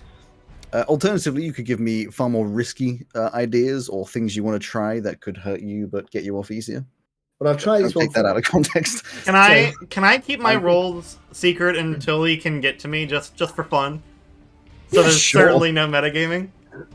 So I rolled a 13 that time. Just send them to me when you do. 13. Okay. Because it's so close. You feel like a cracking in the crystal, like it's weakened, especially from like that. There's no longer like a flowing power with it. You have a choice. You can either continue struggling the way you are, and it will fracture and most likely shatter inside of your arm, doing a bunch of damage to you, or you can try and like get some purchase on the rock and stop that from happening, and then next time try getting yourself off the crystal. No, I need to get off. If I get damaged, I get damaged. Okay. If you get damaged, So you can die. Yep. Then we both That's just always die. an option. But that's what he wants to do. That's what he would do. So you just force. You hear the crack. You force your shoulder down. There's this slam. It is the most painful thing. You see a fraction. A fracture. A whatever. A shard. Shard. Yeah, a shard of crystal out your shoulder. You see like a couple of them, and you're pretty sure like bone was shattered. Like it's all gone, and you just fall to the ground. You're gonna take 8 damage. 8. Bloody hell. I'm still upright. And yeah, there's Are still you? like crystals hanging out of you. Because I used my healing on myself. Oh, right. I was like, So I I've thought got- you had 2 HP left. I was like, are you kidding? No, I'm fine. I've still got 1 left. Amazing. Oh yeah. I forgot. I did roll it like as I thought time was progressing, so I just thought it'd be fun to keep this. Oh well, that's insane. Well, sorry. That's in the dice breaker chat. Yep. Did you roll a 1? Yeah. A natural 1? Yeah. It's 2 fails. I got 1 left. Oh, I thought you'd failed the previous one. No. I see. I was like, how are you not more like shattered by that? Okay. Jeez. So Carly? Carly will make his way as quickly as he can over to You can Maisie, get there with a dash. which he would do. You get over to Maisie, and you Straight can away. see there's one of these crystals like straight through her body. It went straight through her. Didn't pin her to anything. It got stuck in the wall behind her. There's this huge gaping hole in her body, and she's just bleeding out over the floor. There we go. I'm So putting first it thing in I'll the do- correct chat this time. First thing I'm going to do is stabilize. Okay, give me a medicine. Medicine. This is to the wire. 8. It does not stabilize her. At least the first method you try and covering up, helping. Nothing seems to be working. Amazing. You sent me your roll. Can I Carly? do guidance? Not particularly, but you can give me an alternative method to try and stop the bleeding in some way. What was the first one I used? I don't know, probably something standard, like just trying to like wrap it over with materials or something, but there's just too much bleeding.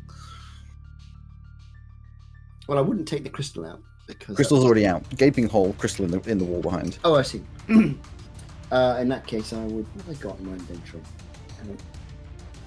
I've got a medical kit, I think. So I would just use. Also, see, just for your information, when you walked past the crystal that was on the floor, it was glowing with having absorbed your energy. Fine. I'm not going to muck about that for just a moment. That's fine. I shall details. I shall tear off a piece of cloth and pack it into the wound to try and stop Sure. bleeding. Give me another medicine. I'm going to use your roll this time. So it's all your fault if it doesn't work. Oh, that's better. That is, what have we got? 5, I think.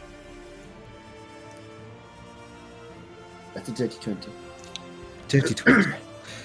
The bleeding stops. It does stabilize, but she's still completely unconscious. But you are aware that you're going to need to do something about this within an hour, maybe less, or she gonna be gone.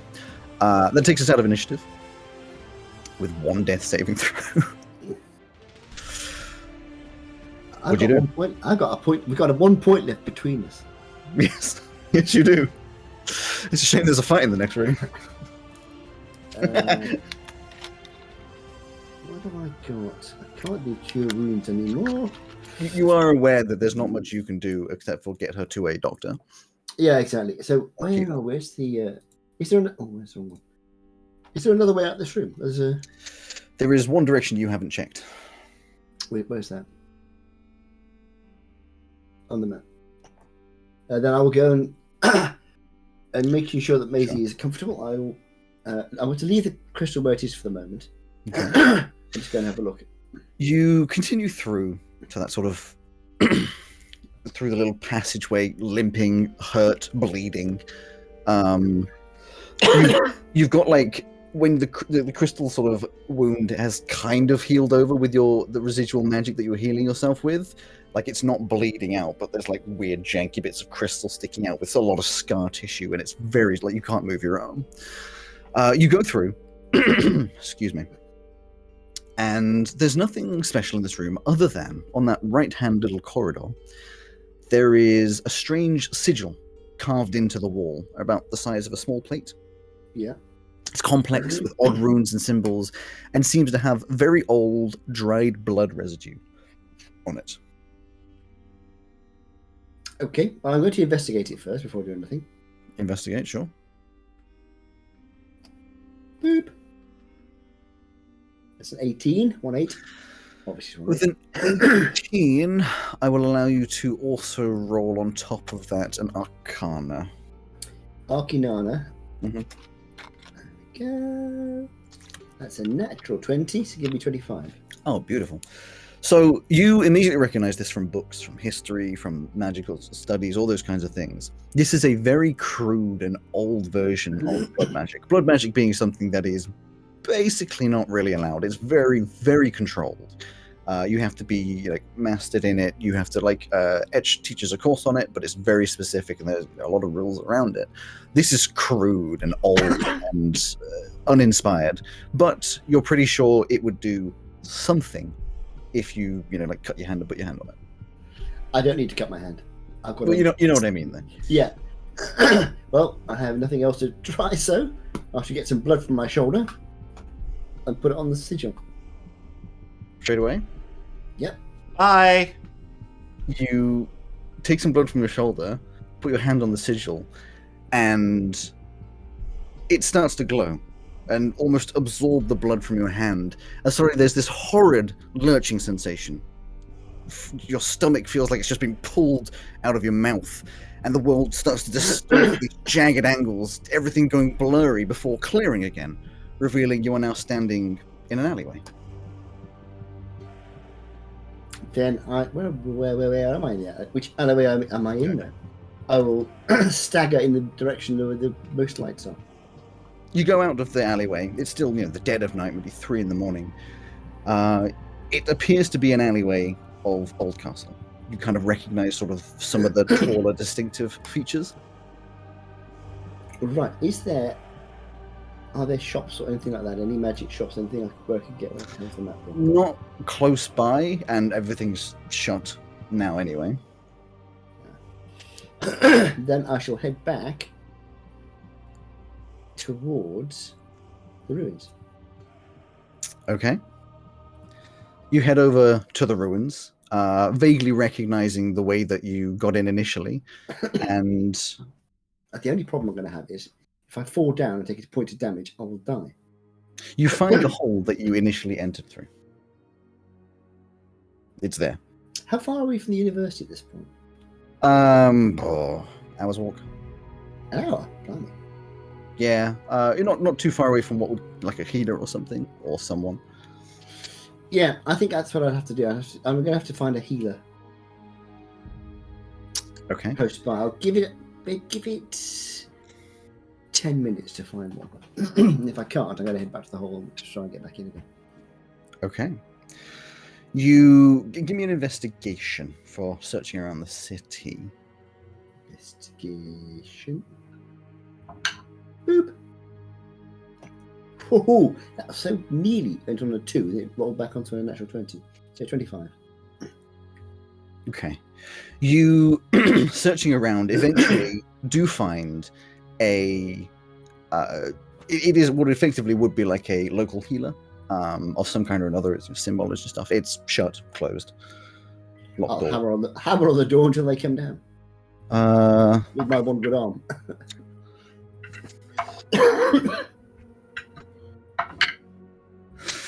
Nobody comes down in response. I'll keep hammering until they do. How long are you going to be hammering for? A couple of minutes, and then I'll pick up stone up and throw it at the window or something. Okay. The upstairs So window. nobody comes down. There's no upstairs. It is a one floor. Sorry, I said down. I meant towards you. It's just like a shop front kind of look. Oh, I know. I'm going to try thaumaturgy on all the windows and doors and see if any of them are unlocked, because they'll fly open.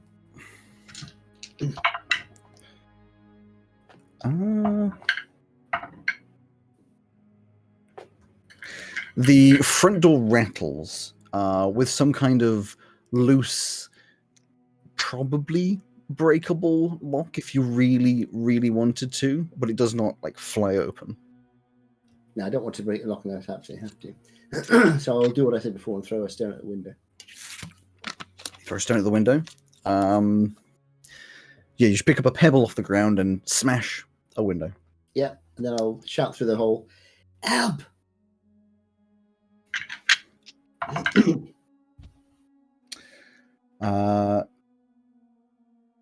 You see a light flick on past like a doorway as the door opens, and there's this very old bumbling man, sort of big, sort of wispy beard, big eyebrows. What's going on? What are you doing? We're just sort of shuffling forwards in like a one big like nighty type style thing with his sleeping cap. Look, I haven't got time to explain, and I'm sorry for the window, but I've got a friend of mine who's unconscious and probably bleeding to death. I need help quickly, and then I'll make it worth your while, I promise. What? Give me a persuasion. Persuasion. Ooh, another one of my zeros. 5.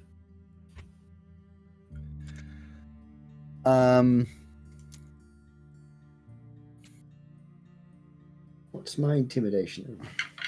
I should count, of course. He looks at you and says, "You smashed my window in the middle of the bloody night with stories, bloody kids from the university. Get out of here before I call the guards." Look at my arm. I don't care about your arm. What have you been up to? I need help. I need help quickly, and I promise you I can make it worth your while. Well, you promise you can make it worth my while. We can make it worth my while now. Okay, I'll give him whatever gold I happen to have on me, which is some money of some sort. There it is. 9 gold and 6 silver. Okay. That gives you another chance to roll a persuasion. That's all the money I got for the moment, but I can come back with more. Persuasion. I'm going to use your roll this time because it worked well last time. Yeah, slightly better. 11. He looks at the gold. It's not a promise, but I'll follow you. And he takes the money off you, shoves it in a little pouch. Look, I mean, you're welcome to follow me. That wasn't really what I meant because it's quite dangerous. I've got to go. But I need. What do you want me for? I need some healing for my arm so I don't die trying to get there, and some healing for my friend so when I get there, they can survive.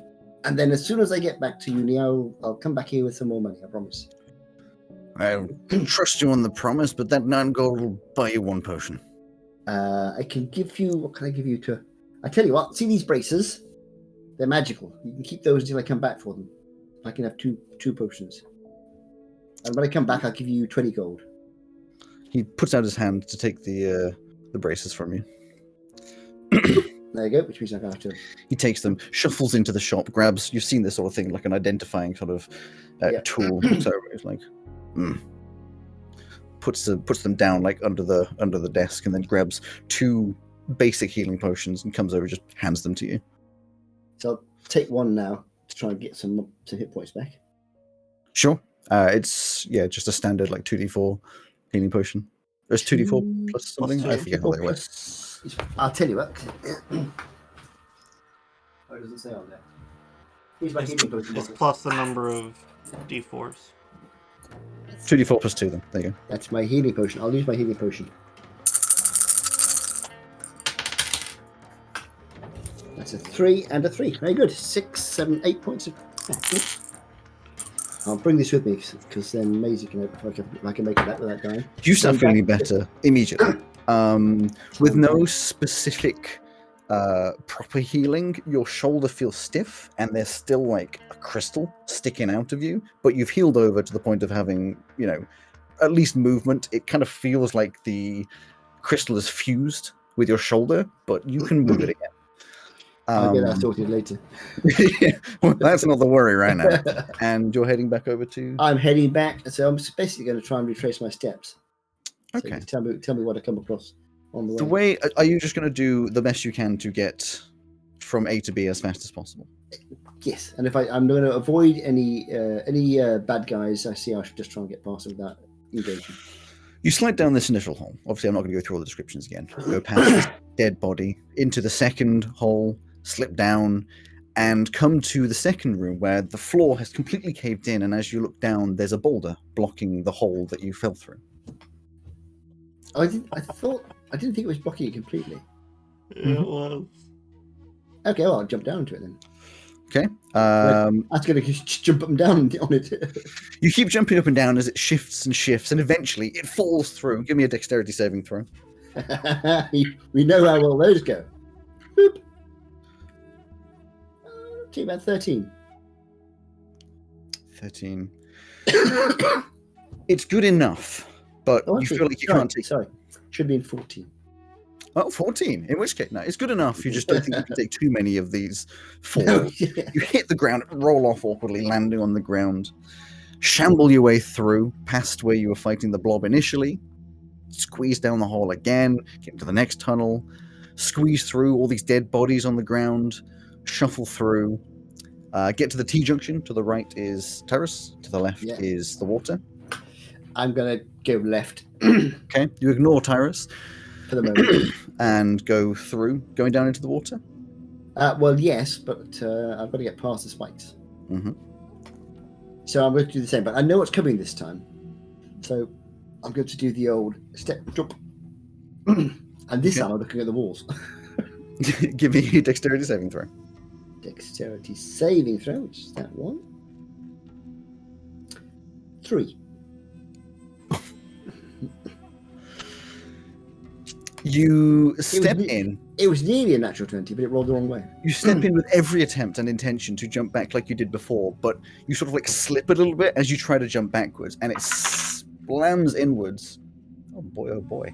Slams inwards and just impales through the same crystal shoulder. Slamming through. Does it knock all the bits of crystal out? Doing 6 damage. Ow! And dragging you back with it, like with those bloated corpses stuck to the wall. I'm not going to get off it.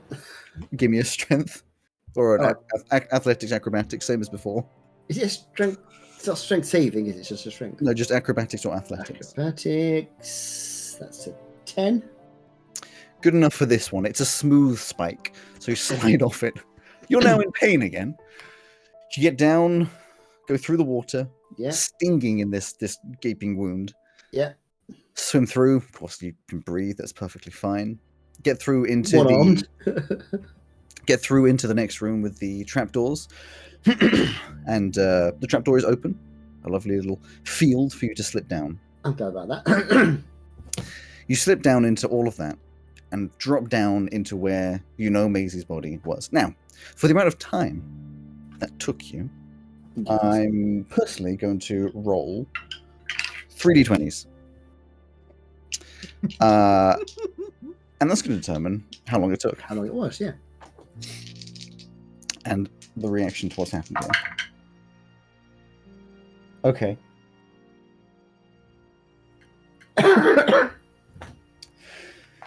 You get down. See Maisie's body bleeding. This material that you've put in is soaked Soaked in blood, I imagine, yeah. in blood. You step over and try to get her attention. I imagine she's unconscious. She's unconscious. You try to check for her breathing. There is none. I'll try and give her the potion anyway. You pour the potion into her mouth. Her body does no attempt to automatically swallow. It just sort of pools in her mouth. That's a shame. Oh well, I'll go then. I shall take tug the body over to the sigil. Sure. Leaving the crystal? No, I'll pick the crystal up. You pick the crystal up. Still sort of vaguely vibrating, but you just pop it in a pocket. I'll put it into And mine. you- Oh, no, I can't. Hang on. Drag Maisie's body across the ground, pulling the whole way. Heavy, you're not the strongest, but you're determined. Drag her over towards the sigil. Hands covered in blood from Maisie. Hold on to it and put your hand up against the sigil, and you both just teleport back up to the same alleyway you were at before. I shall, since I know where it is now, head over to the healers. You drag her through the streets. Is anyone going to see you? Amazingly, no. You get back to the healers. This smashed window. No one there. Obviously, he's gone back inside. I'll hammer on the door and shout through the hole again.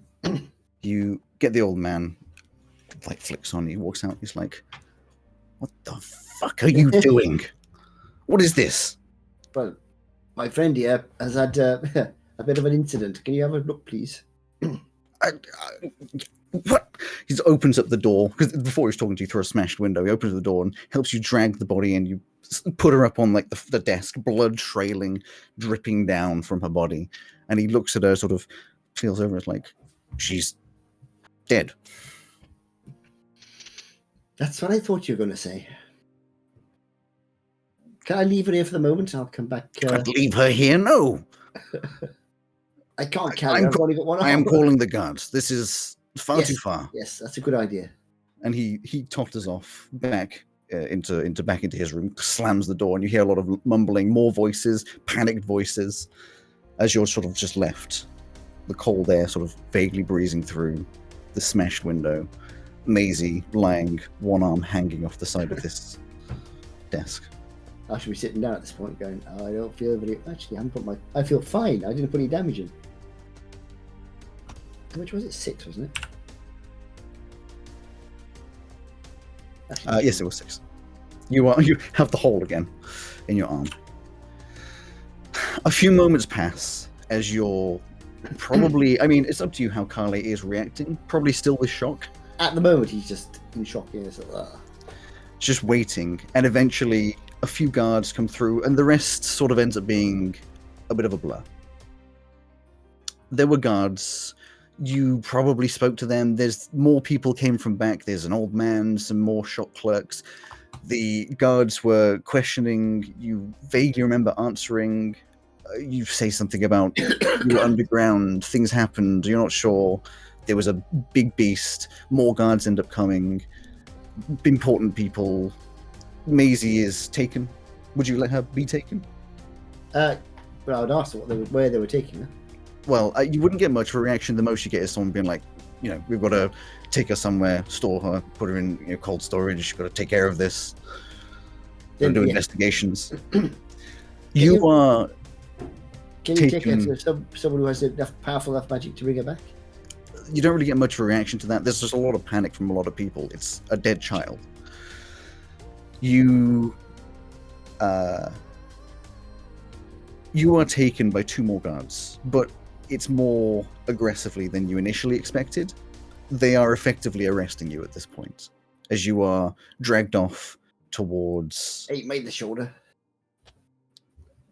a completely different area. Not put in a jail cell, but you're in a secluded room. You have no idea what's going from that point. of course, no idea what happens with Maisie, no idea what happens with any of that. And though it cuts this completely like an hour shorter than we usually do a session, I feel that it's a good place for us to finish. It's a good place to stop. Yes. Before we move on to what But comes we're not going to next. do. When's the next time we do C3? I'm not going to be doing C3 again for months. We're not going to be doing No C3 one is. for a very long time. I believe the next C3 is in about 2 months. Oh. Purdy's never going to take a break from playing again.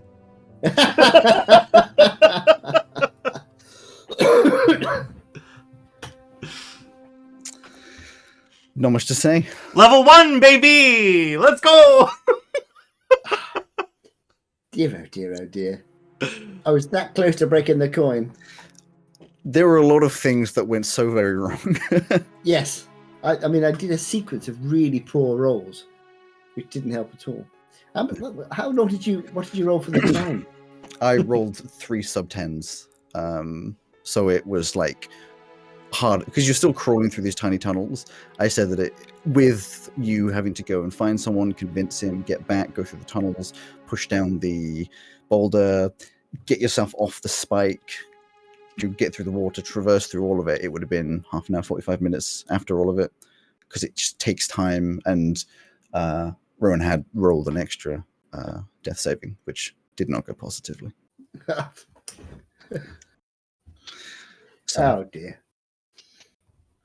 Against all attempts, that went about as bad as it could. Yeah, exactly. And now we leave it for... Mark, you should also prepare a new character, because Neve is going to murder you. I was going to say that I think, considering we were up against... I had 10 hit points and you had...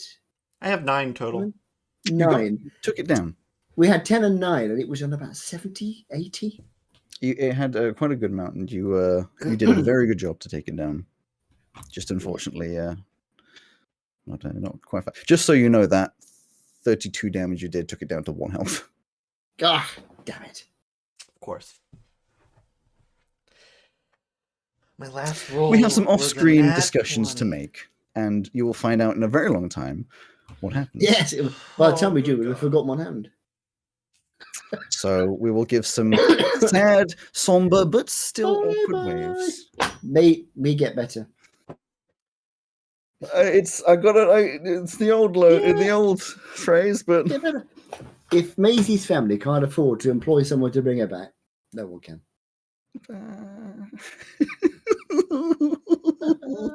Oh no.